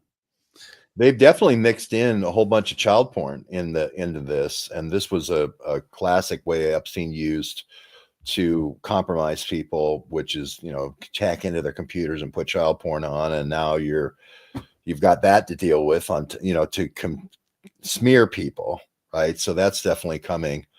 The Hillary Clinton emails with Anthony Weiner's laptop is going to be more Huma Abedin and State Department records, and that go back to Mark Kulak with Datico. backup server at, the Peter Strzok came and got and all that. That's more Libya, Syria, Sudan, CIA overthrow in Ukraine. These are all the Hillary Clinton overthrows. So they with Anthony Weiner, they tried to throw in the pictures of the selfies of him in the shower. Yeah. As a way of trying to let's get away from Libya, Syria, Sudan, Yemen, and the Ukraine overthrow and the Iran nuclear deal, by the way. We're all a part of the Hillary Clinton emails. Let's get away from that and let's make it about kind of disgusting selfies of Anthony Weiner. I think they're trying to do that same thing here with the Epstein documents. Let's not make this a white slavery network that Epstein ran with Jean-Luc Brunel for Saudi princes. That's not going to go the direction we want. Let's make it about children chained together on the moon, underground. Let's make it Robert David Steele. And that's the direction they're going. And it's a sad direction because James is going away from, on the sensationalism scale, he's going more toward the sensationalist side rather than the journalism side. Yep. Certainly you can read all about it and read more about it at George Webb's Substack. Here is George's Substack, the place to read and get all the latest of George's work. That's for sure. Let's do a few comments here. Sure. And be on our way. I'll scroll up just kind of like halfway here and just start hitting some comments. From Dave Underdown. Thanks for being here, Dave. Ari Emanuel contacted Jared Kushner after Jamal Khashoggi murdered. Also has National Enquirer, David Pecker, and Gavin DeBecker involved. Well, Ari Emanuel's really interesting because you remember the old the guy who started with Paramount, Wasserman, Lou Wasserman, right? In the old MCA days with Ronald Reagan, the talent agency days, you got the likeness. You owned the likeness of Ronald Reagan for life, right? Ari Emanuel has the talent agency now. I can't remember what that's called. If it's Endeavor Talent Agency. Yeah. Now you say to the young, beautiful girl, we get your DNA too, right? We get your DNA too. And the girl doesn't have to be there. With artificial insemination and so forth, I think our artificial insemination is like 7% of all U.S. pregnancies now. It's gotten so routine that the girl doesn't have to be there to market for Ari to market this in Saudi Arabia. You want a Giselle? Do you want a Giselle baby? Hey, here at MCA, and then the Wasserman kid. What's the Wasserman grandson that's also involved in this? With Ari Emanuel. I can't remember the Wasserman, our chat down here. If anybody, Wasserman's grandkids are also involved in this. Hey, you want a Giselle baby? I can get you as a Giselle baby, and Giselle doesn't have to ever leave her new real baby in Miami. That's what's going on here. This is the next level. Oh, I'm wrong Endeavor here. Sorry. This is the next level of white slavery, right? It's white eggery. Casey Wasserman, is that the one there? Casey Wasserman. Yeah, this is white eggery. Mm-hmm. Let's see. Neom CEO is Greek, the language of Roman aristocracy. M is Arabic, Mustakbal. But yeah, okay. So the Neom is a contraction of new home. It always has been, always will be. And it's a new home for Palestinian youth that could kill Israeli settlers. Right. And this always has been an attraction. They've always tried to make a Disneyland, a pipe dream for these young Palestinians to go to. And the gassing of the tunnels that's coming with Bibi Netanyahu will create temporary cities in these places. And then these pipe dreams these people will go to work on these pipelines and these pipe dreams. Genie Energy is a good map of characters. Yep. Yeah, Genie Energy also includes all the people that were on the Jeff Epstein helicopters. Again, this is why we talked to helicopter pilots and private pilots in Washington. Mark or Bill Richardson's on that helicopter, going back and forth to the Zorro Ranch with Saudi sperm, right? So he's also Genie Energy. So the pipelines are tied into this white eggery market here. Smart science monitoring, analysis, and reporting technology. Yes, thank you, Reckoning Truth. Venice has been running plagues for a long time. The idea of quarantine, even the word, comes from Venice. Interesting. Incoming player events at an AI city near you. Yeah, it'll be easy. Yeah, we attended this thing last night. It was a big thing on the AI and big thing on using AI cities and humanoid robots. And this is really going to be the new crucible of experimentation that I think you're going to see because there's nothing there, right? There's nothing in these wastelands, in these desert wastelands. So you put in the water along next to the water pipeline, along next to the oil pipeline, and you're going to get Houston's. That's what Houston was a marsh before oil and water, right? Now all of a sudden you have water, and now you have high rises. That's the Houston is the model, and Dallas to a certain extent is the model for these new cities along the Trans-Arabian pipeline. I have to just kind of laugh because it made me think the Star Trek episode that had the original episode that had Khan in it. And they dumped Khan off on this desolate planet, and then they ended up running into him like 20 years later, and we had the second movie. But I'm just wondering what seed are you planting in the desert by putting this here, and what could it turn into in 20 or 30 years? Elon Musk said exactly what you just said, Mark. In Saudi Arabia, he said that we don't want the Terminator type future with who was James Cameron that did Terminator, with the robots waking up one night and murdering you in your sleep. We want the Star Wars type future where everybody has a C-3PO or has a R2-D2. Right. And so I think here's the vat, right? Here's the vat of all the Saudi prince's sperm and the Giselle eggs, right? I think this is all this art, especially the Lucas type visioning with Star Wars, is what they're going to implement. You remember the Star Wars was in a vast desert wasteland for most of the planets, and they created these realities. And all the visioning that Elon Musk is doing for Mars, again, a vast wasteland, sandy wasteland, is going to happen now in Saudi Arabia. Yeah, that's a good point. Fascinating. Here we'll do Teneo. So Teneo was a NEOM advisor. Did you know that? Yeah, and Jeff Epstein ran Teneo along with Doug Band, which was a big Clinton Foundation advisor. We went by Teneo every day, and we talked about the Teneo blackberries. I even went to where Tom Hanks got the box of chocolates, and we talked about the box of blackberries, right, with the Teneo blackberries. Mm-hmm. Yeah, go ahead and read this. This is good. Teneo has inked a 6-month, $840,000 contract to manage the communications department of NEOM, which is the $500 billion megacity that is supposed to be the centerpiece of Crown Prince Mohammed bin Salman's plan to diversify the Kingdom of Saudi Arabia's economic base. The contract, which became effective November 1st, follows Teneo's earlier 6-month deal to develop the overall narrative for NEOM. That pact was worth $2.1 million. The New York-based firm's duties include leading the staffing of NEOM's PR unit to ensure that the development's corporate messages and positioning are effectively communicated. It also will develop a crisis preparedness capability to include protocols, materials, and training programs. This has gotten much bigger since then. Of course. This is 2020, January. Yeah. This is much bigger than this, and this has been the quiet plan.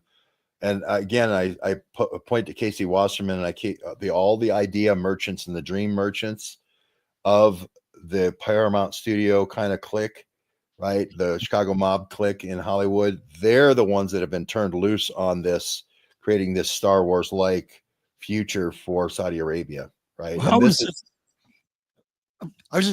different from these Venus projects? Or is this a Venus project? I think it's a Venus project because you throw in the Giselle eggs, you have a Venus project.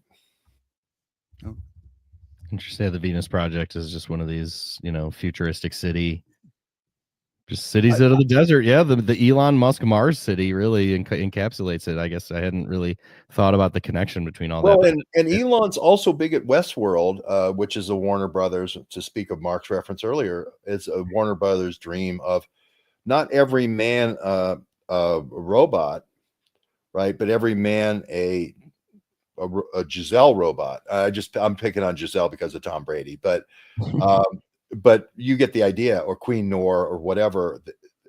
Notice that the dancing and so forth that they're highlighting for the robots, right? The Elon Musk concentration showing the humanoid robots is dancing. There are things that the women of Seven Veils, the dance of the Seven Veils, would have done 150 years ago, right? They're trying to make the humanoid robots more feminine.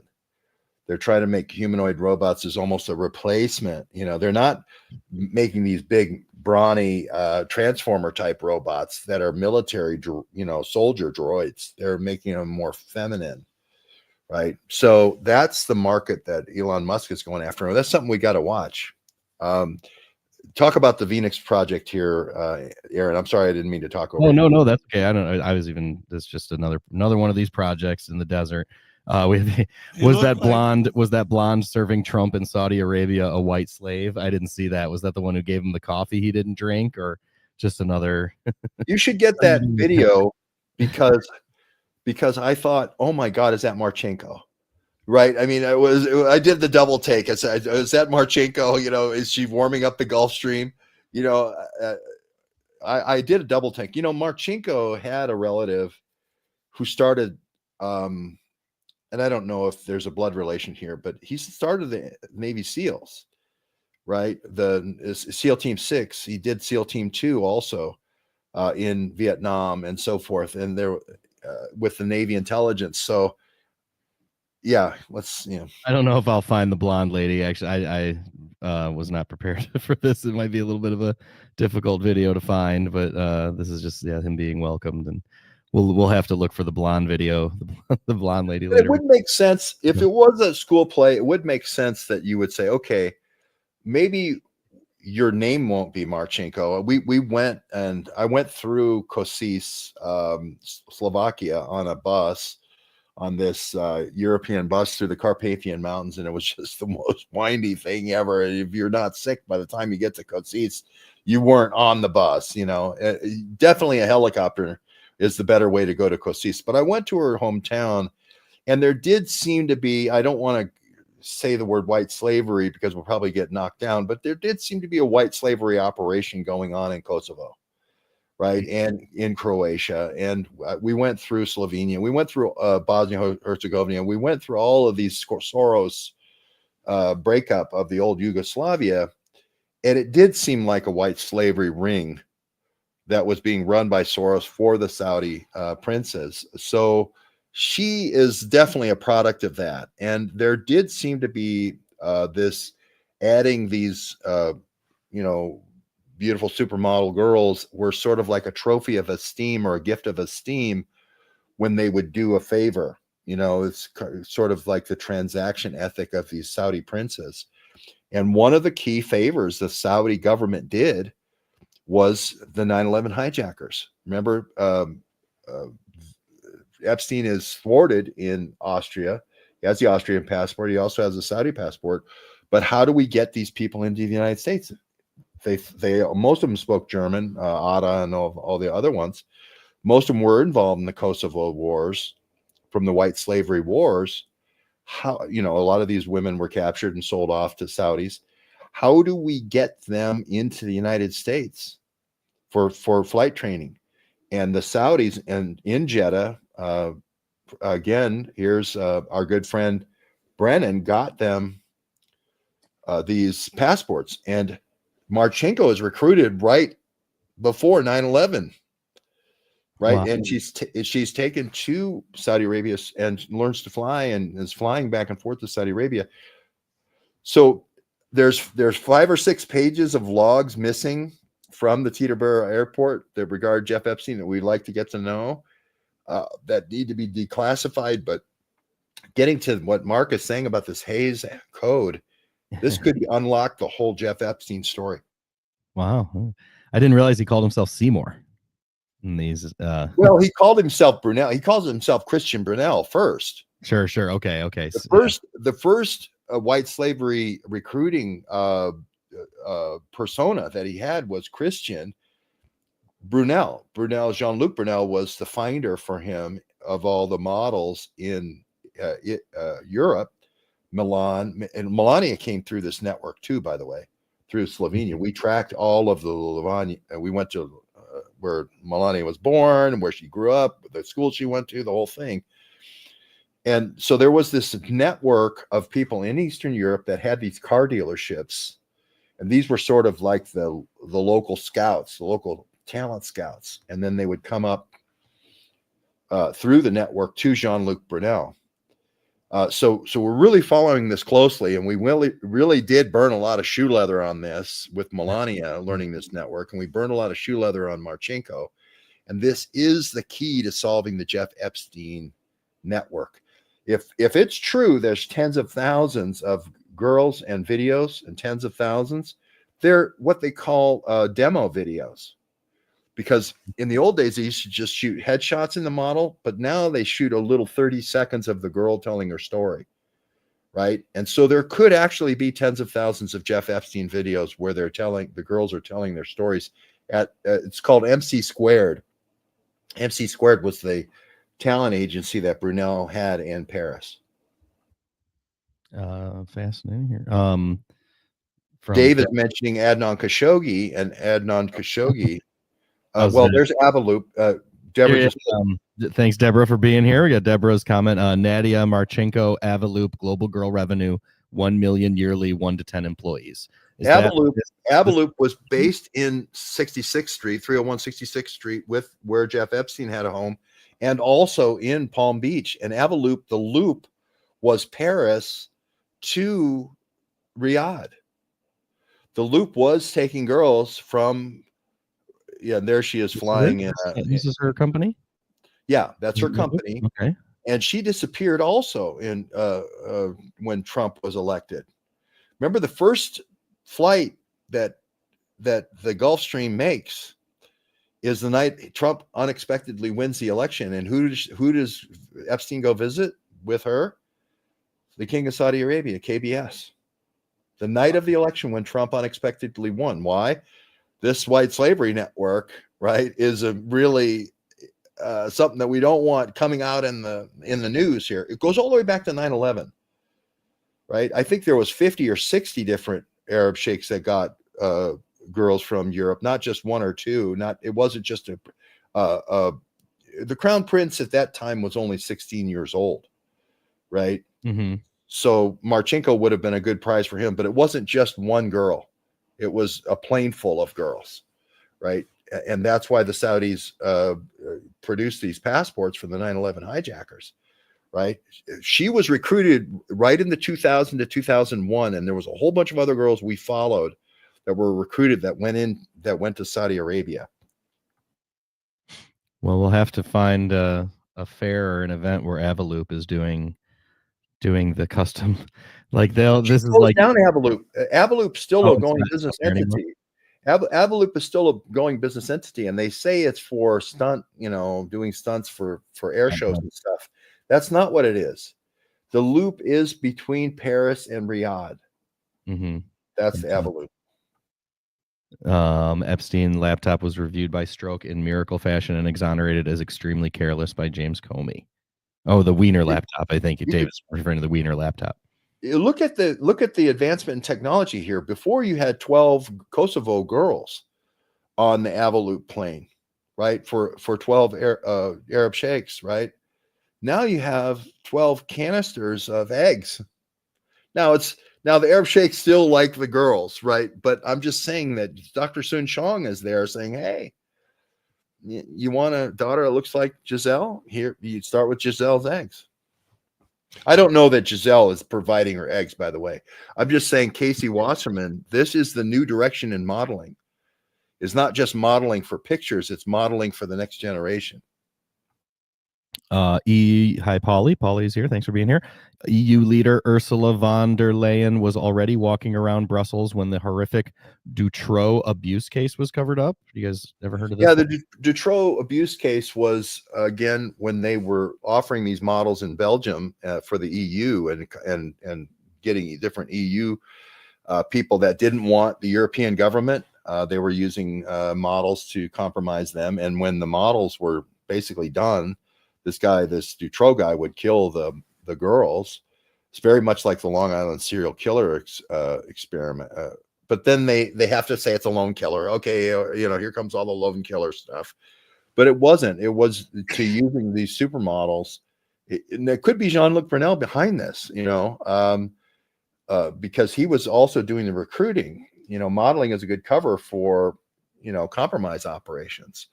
So we don't have the data on Dutroux that we would like, but it does seem like he was cleaning up on all the compromise activities of the EU in Brussels. Wow, fascinating. I guess I missed this one too here. Teneo. Hey, there's your Star Trek reference there. Isn't that the Spock hands from Mr. Green Jeans? Thanks for being here, Mr. Green Jeans. I don't understand the Spock hand. I don't know why I can't do the Spock hand, at least not on air here, but I don't understand the Spock hand with the Teneo there. Why? What? Well, it's not the male sex organ. Let's just leave it at that. Time travel plan working. Conclusion, MetaWorld X's digital twin solution transformed Neom's C2 command center. Yeah, wow. That's the I think Teneo would have been involved in that relationship there too. That when you do the command and control with all the security, you're into the heart of the nexus of the program. Right? When you're into the security system that runs the whole Neom project, that shows that you're right there with the insiders. You're right there with the royal family on that one. MC Squared Tech Energy Services LLC recently announced that it was acquired by Chicago-based Wolverine Holdings, knocked off MC2 talent. Well, Chicago Mob ends up inheriting everything, don't they? So they, that's a talent agency, I guess. And I want to point this out. They can go back to all the kids they got in Kosovo, and they can go back to all the kids they got in Bosnia, but especially Kosovo, right? The Serbian, like Mark was saying, this white slavery ring. And some of those women still have viable eggs. It ain't over. It's not like modeling business where you're not 24 anymore, right? Some of those women still have viable eggs in their 40s. So this is where you can go back to the well. This is where Casey Wasserman can go back to the well, right? For the egg project in Saudi Arabia. It ain't over till it's over in the ovary, right? So I'm just saying. Adnan Khashoggi pleasure wives might have made some egg donations that were gorgeous and had hot dance moves on the light up dance floor. I don't know Adnan Khashoggi with BCCI played the role of Marchenko with the planes and all the girls being flown to the Saudi princes, and not just Saudi princes, any oil principality that had, they wanted oil from and do an oil deal. They use these folks. That's an AI representation there on the left. Okay. But Casey Wasserman's a guy to watch, and Ari Emanuel is a guy to watch here. Studio 54 Roy Cohn Network created a compromised rich environment in New York City. With that, you got to wonder, is there a connection now? We heard Trump with this YMCA as he's coming off the stage here in Saudi Arabia. They played YMCA in Saudi Arabia? No way. Yeah. The robot. Oh my God. Elon Musk's robot did the YMCA dance. Okay. But because YMCA was like the anthem for that Studio 54. I see. Okay, I gotta find that here for our outro, I guess, for the Elon Musk robot dance. Will have to be our but anyway, we'll continue here. Let me know when you hit the Minnesota Electronic Child Care Provider resource online. Stands for Minnesota Electronic Child Care Provider. Peter Strokes. We talked about this. AI doc and AI nurse with Lorient Healthcare Services with Luigi Mangione. Luigi Mangione, again, Paul Pelosi, a partner with Gavin Newsom as dad, William Newsom, and how she became rich, right? They want to do AI healthcare with nursing. So yes, all these DARPA projects that Luigi Mangione is involved in. This is why Mangione is going to get potentially released because of mishandling of evidence. Of course, they mishandled the evidence, right? And with his Miranda rights and so forth, may be released, and the killer goes free. They're going to let him out just because of the perp walk and all of what they messed up during that process, theoretically. Well, if you just saw recently, Barry, the head of United Healthcare, resigned. Black Cat is going to go through all of U.S. healthcare to Chicago Mob's hacking group is going to go through and extort every U.S. healthcare provider, and Barry doesn't want to get killed. So Barry just stepped down from United Health, the boss of the guy who got killed, right? Thompson. If he knows that the assassin's going to be back out on the street, he's like, hey, I'll take my money and run here. Yeah, he doesn't want that job anymore, huh? Right. But Black Cat, mark my words, Black Cat is going to continue to go. And it's no secret, right, that Black Cat is the last thing that Suchir Balaji is typing on his computer. Now, the mother won't let me go and talk to and interview the last four AI experts, Chinese AI experts he was with. But Black Cat's the last thing he's typing on his computer. Yep, fascinating stuff. My mom got into Studio 54 once. Thanks, Mr. Green Jeans.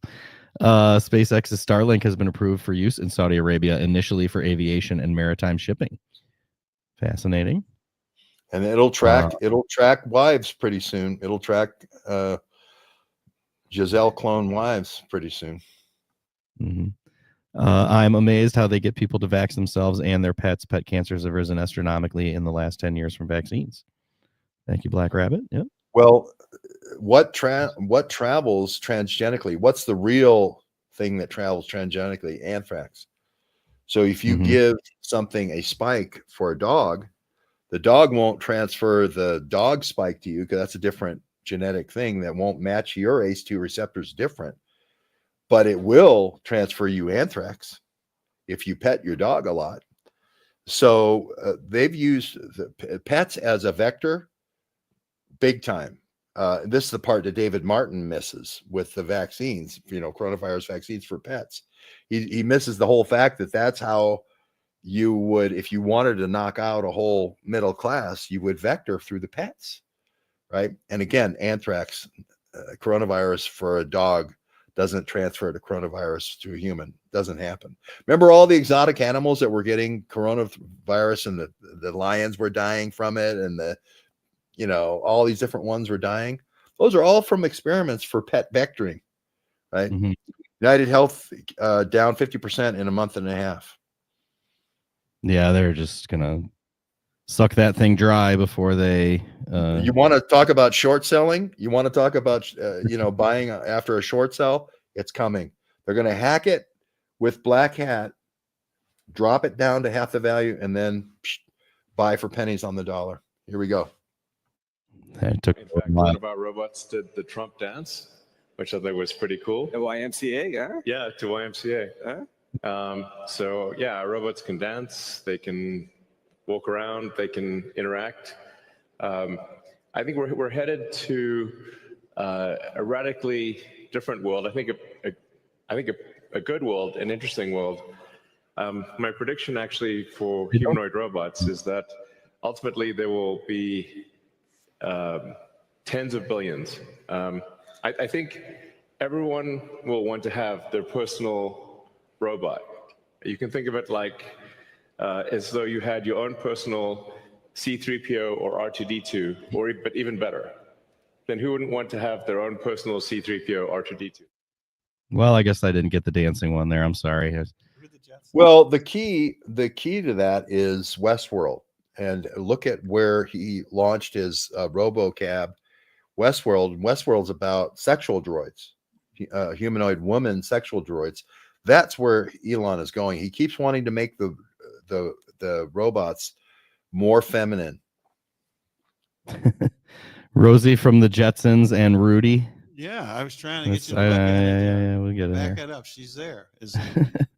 Mark was thinking Rosie from the Jetsons, along with Well, Mr. what if Ratings in our chat here? There Yeah, she is. Yeah. It's it's I not got- just Rosie? I'll just leave it at that. It's not just a Rosie.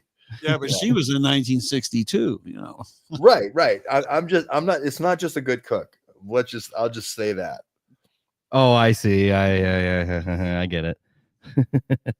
Well, Rudy was a robot too, huh? The dog was not Rudy was the- organic. Rosie and Rudy. Rudy was Rosie What- was the maid. Right. Rosie was the maid, right? But here they are. You have the Jetsons. Certainly, the future is now, as we are seeing. And But, you look at Hanna-Barbera. Mhm. Hanna-Barbera was really good friends with who bought Bing Crosby's mansion in Hollywood. He did all the ABC after schools shows. He did Dallas. He was the first. It wasn't Norman Lear. I'm trying to think of who was the ABC guy who kind of launched Farrah Fawcett and Charlie's Angels. He made all the money on Charlie's Angels. But it's again Chicago Mob TV. Chicago Mob TV. Look up Charlie's Angels for a second. Aaron Spelling. Aaron Yeah. Spelling, who it was the whole Chicago Mob TV, right? They gave MCA, right? They gave Lou Wasserman, and Ronald Reagan at the time was the head of the the union, an exclusive that your movie stars could go over and make television. There was a bunch of amateur hour other than that for television. So the only thing you could do is cartoons.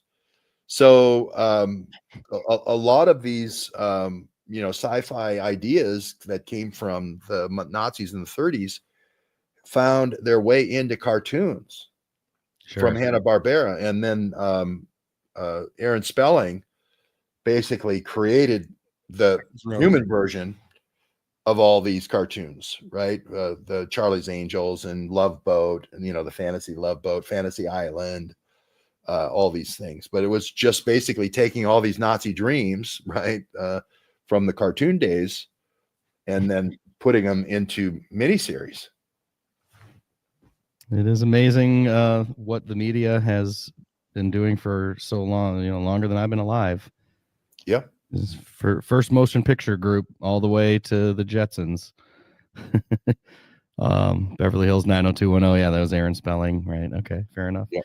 Well, I think we'll leave it right there today. We've been all over the world, from Saudi Arabia to all of Jean-Luc Brunel's haunts with Epstein and flying the globe with Marchenko. Of course, please do check out George at Substack.com. George Webb's Substack is the place to get the latest. Any closing comments, Mark or George? Yeah. Well, I just wanted you. The reason why I have Iman Shakur, Beverly Hills. Aaron Spelling was a classmate of Monica Lewinsky. Gavin DeBecker is the famous alumni, and even Klaus von Bülow, was kind of the Good Man Friday for the Gettys, and then he ends up killing a lot of people in Hollywood as well. So, Hollywood matchmaker. So we'll get to that, but the new model, Jennifer Aniston is a cheap Marsha Brady knockoff. I'm not sure I would go there. I think Jennifer Aniston is her own. But if you just want to give me, there's the great Rick Olson. Yeah, he's here. Rick is the guy who, we've been all up and down. We just 10 days all up and down Sunset Boulevard. We think that they're going to rename it Olson Boulevard, but we're not sure. But we definitely think there's going to be a Rick's Cafe. We went by a Casablanca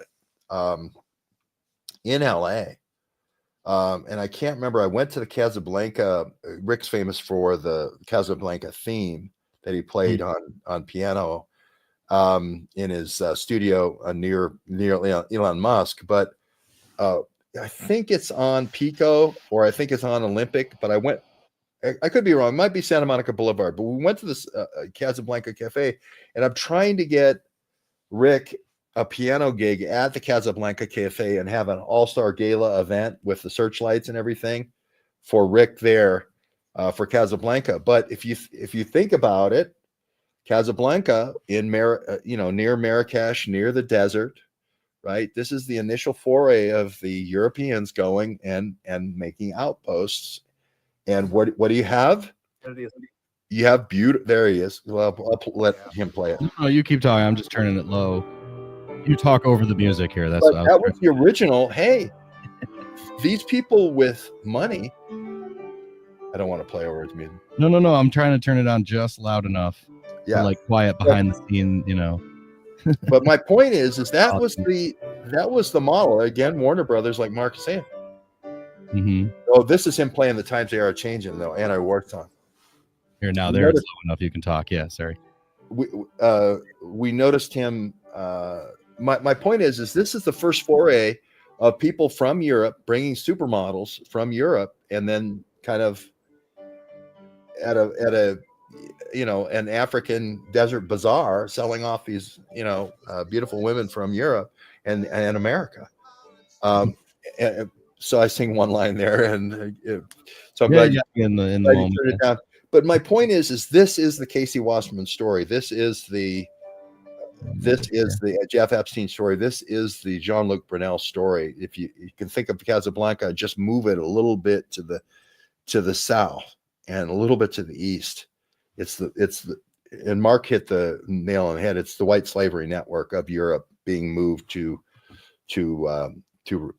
Saudi Arabia and all the Emirates and wrapped into a deal with nuclear, the Middle East Marshall Plan for 30 different nuclear reactors. So you have all the players from BCCI, you have all the players from the drug trade with Iran Contra, with McFarlane and all that, all those kids. Now you just move them all over to the trade show, basically this big trade show they're doing now. All the kids are, the Brennans and the Dr. Sun Chongs, they're all there at a big trade show now in Saudi Arabia. Saudi Arabia trade show of 2025, yeah. Perm index, Saudi Arabia perm index, We're trying to get the Casablanca. I found the Casablanca location, and it could be doing better. I think Rick's piano changes the game. So I'm trying to make that happen right now. Absolutely. We do have a Rick's Cafe here in Toledo too. So, well, we'll have him play that. That'll for the charrette in August. There is a Rick's Cafe here locally as well.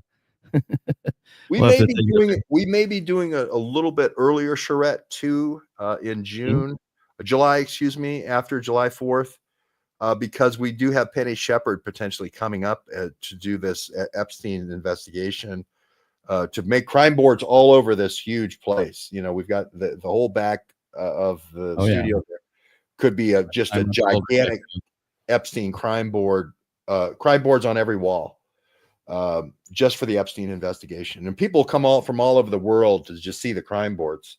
We have in the back of the studio.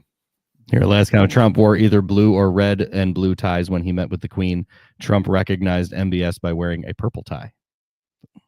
People do notice the ties. I guess I got to get better at my, clothing recognition. All I can come up with is my hoodie of the day here at Neighborhood News, right? Just throw something on and get on screen. But, our Canadian researcher says, practice your jumping, not your singing.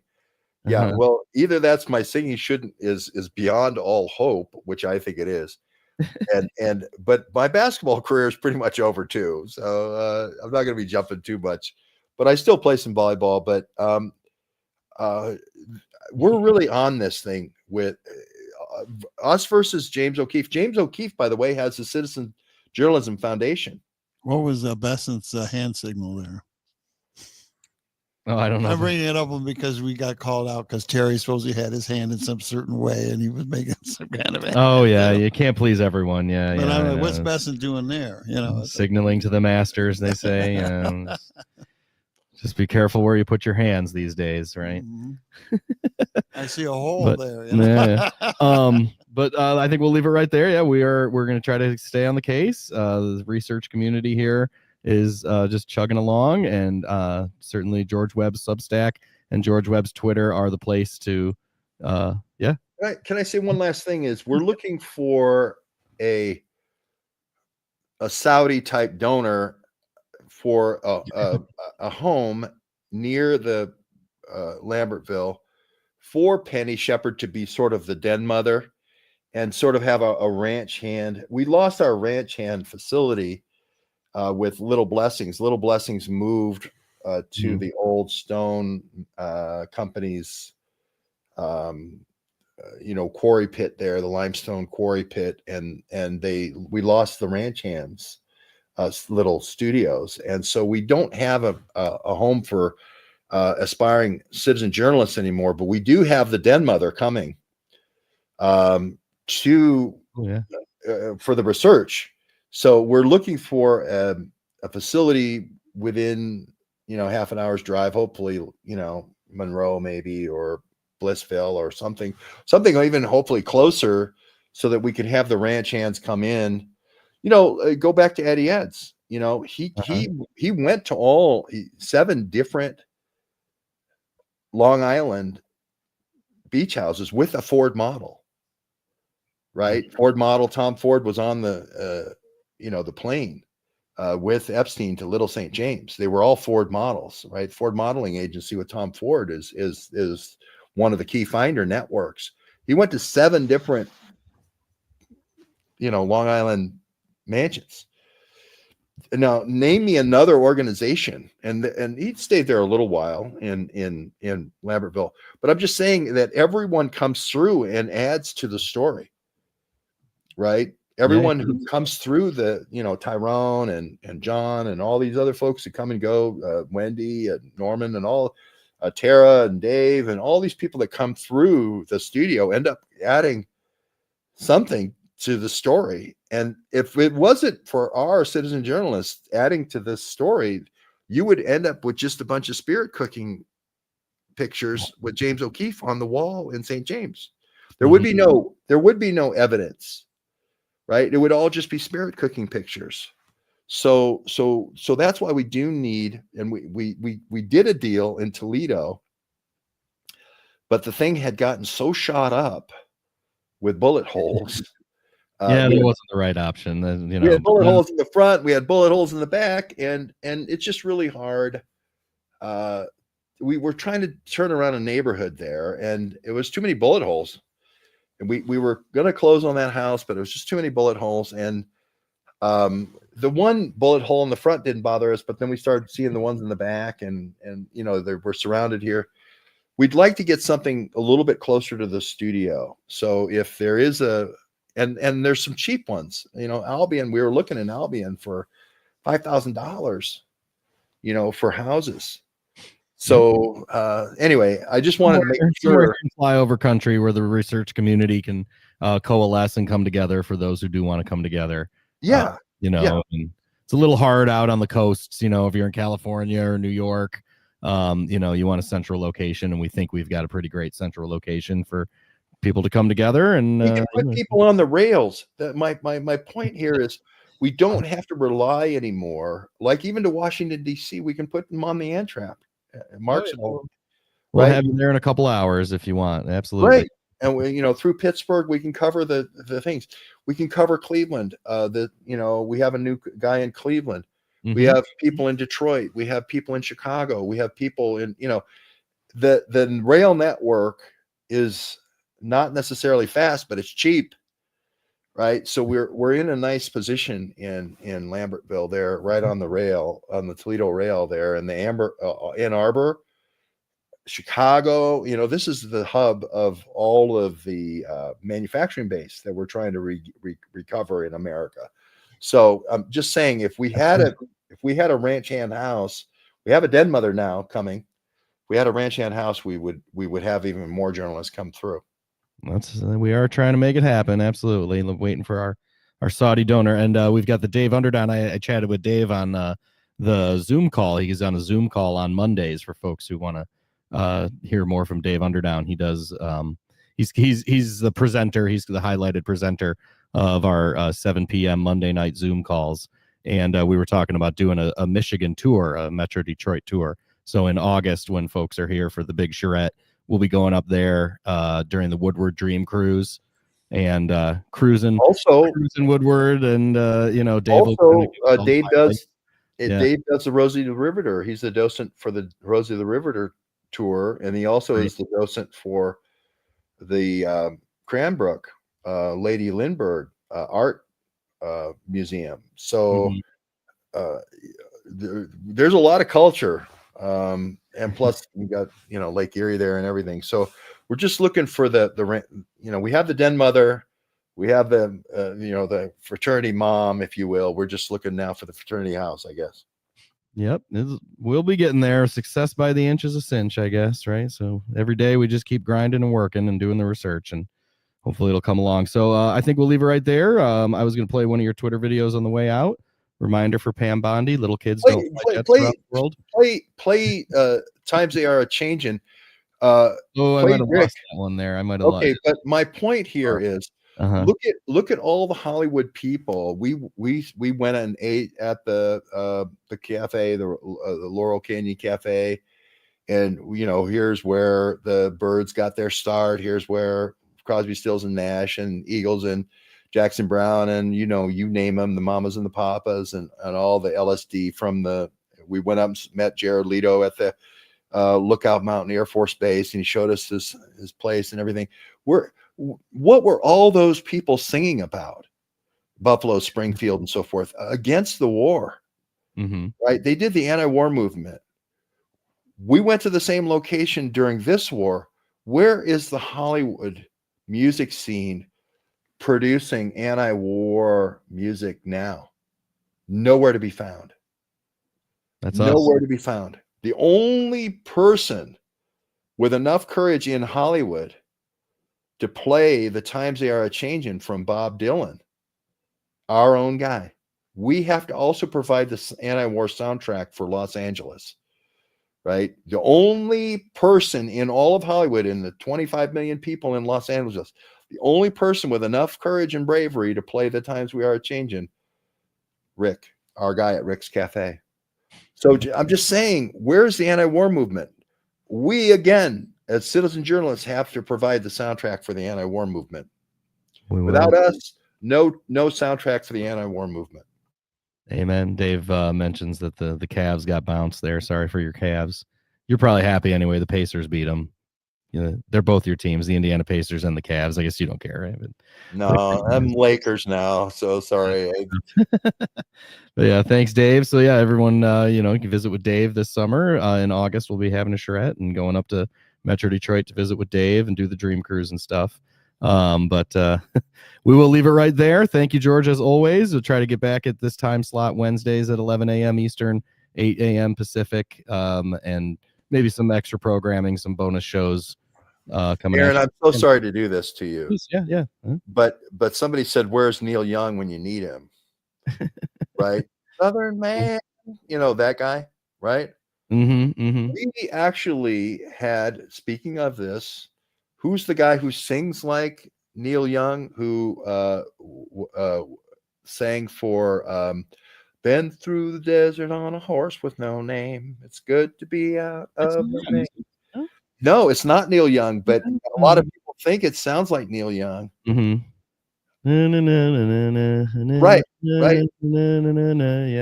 Right. Remember that song? Yes, yeah. Was it Bread? Was it Bread that sang that song, or was it America? I think it might have been America. But America, again, yeah. That was another song we featured. Right. That was another song we featured. Rick Olson was there in Hollywood. Again, another kind of anti-war song. We're bringing back all these songs. Hollywood has a deaf ear. Hollywood has a deaf ear, and we're going to publish this. We're going to reignite Laurel Canyon through Rick and through Rick's Cafe on Sunset Boulevard, and hopefully the Casablanca Cafe. We're going to reignite the anti-war movement that these famous artists did 50 years ago, and we're going to turn Hollywood into the anti-war capital. We're going to do it one cafe at a time. We're going to get them to throw out that Hays Code. Burn the Hays Code and rip it up, right? Well, we just got to get people singing about stopping the war. The reason why Bachelet, Timothy Bachelet, who turned in probably one of the best performances in A Complete Unknown about Bob Dylan, right? Best male actor performance. I just had a discussion with somebody in the Hollywood music business. He's a better Dylan than Dylan. The reason why Dylan hasn't come out and commented on it is because he's better than me as me. He's like George C. Scott as Patton. He's a better Patton than Patton, right? This was clearly the best performance, male performance as an actor, right? Why didn't it win the Academy Award? Why didn't A Complete Unknown win the Academy Award? I just was with Little Buffalo. Eric Burkhart. I was just with Eric Burkhart, a Little Buffalo, right? Garth Brooks songwriter, right? Just with him. There I am with Eric Burkhart. Right. So my point is that the world is ready for this. We're talking about The Complete Unknown with him. The reason why they didn't give it the Academy Award was because it was an anti-war theme. It's anti-war music. And the Hollywood elite want this war to keep going in Ukraine. And I'm saying all these anti-war songs that were the songs of the 60s, we're going to bring back through the Eric Burkharts for the acoustic guitar, and we're going to bring them back through the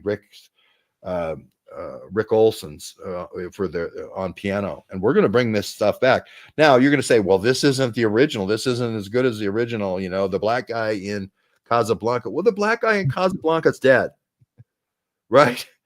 Right. The black guy in Casablanca. I think Rick plays better than the black guy in Casablanca. Great, absolutely. But that's just between me and you. Eric Burkhart is sort of a combination of James Taylor and Bob Dylan, right? So we're going to work through these stars, and we're going to bring back anti-war music. We're not kidding. We're going to do this, and it's going to be one artist at a time. We're going to keep featuring Eric Burkhart. We're going to keep featuring Rick Olson, because these are the artists that have the courage, that are willing to step out and do the anti-war music at a time when everyone else is afraid, right? And I want to make that clear, that we're not going to give up on this. This is going to be a continuing effort. We're going to get the speakers going in here. We'll be just singing and carrying on when we have our charrette in August, and maybe even earlier. So definitely, if folks are available this summer, this is where the Freedom March will begin. Right here at Summerfield and Secor. And yes. We're not kidding. This is going to happen. Yes, absolutely. So we'll leave it right there. I think I still will play your Twitter video that I had lined up. Reminder for Pam Bondi. Little kids don't fly jets around the world. Jeff Epstein, megatons to megawatts is the story. So we'll play it there. And thank you as always, George. Thank you, Mark. And thank you all for being here in the live chat. We will see you next week at Neighborhood News. See you. Turn this up here. Just republished Jeff Epstein, Mega Spy for Mega Group, Mega Spy for Mega Group, written in 2017, but I republished it with new graphics because I wanted to remind Pam Bondi that Jeff Epstein has a background as a mega spy for the Mega Group. Remember, we did megabucks. Remember, we did megatons to megabucks, not megatons to megawatts, megatons to megabucks. We went to the megatons to megabucks trial. This whole idea of getting Israel weapons of mass destruction, both from the uranium side as well as the bioagent side, published in 2017. And you might say, oh, you can have those old Steve Feinberg graphics from 2016, the old DynCorp graphics. Nope, all updated. Pam Bondi needs to know this. Remember Marchenko. Marchenko's flying jets all around the world. I think she's maybe the youngest girl to fly a jet around the world. She is a victim of Jeff Epstein. I doubt she's a little kid. There's not going to be tens of thousands of videos for little kids. The 4 girls or 4 women that were part of the Epstein indictment all were models, and they were all encouraging young women to become models through the Ford Agency, through the various Les Wexner properties, the Mega Group properties with L Brands, the Limited, as well as Victoria's Secret. Remember, we went to the Victoria's Secret underwear factory, which turned out to be a convenience store in Windber, Pennsylvania. Wasn't there a couple of other Wexner properties that didn't actually turn out to be underwear factories there? Anyway, lots of fun here, but underneath it all is this story about tens of thousands of little kids with Epstein in the video fake, right? It's important because you said you were going to do transparency. It's important to live up to your promises and do this transparency. And part of that starts with Jeff Epstein, mega spy for Mega Group. Megatons to mega bucks.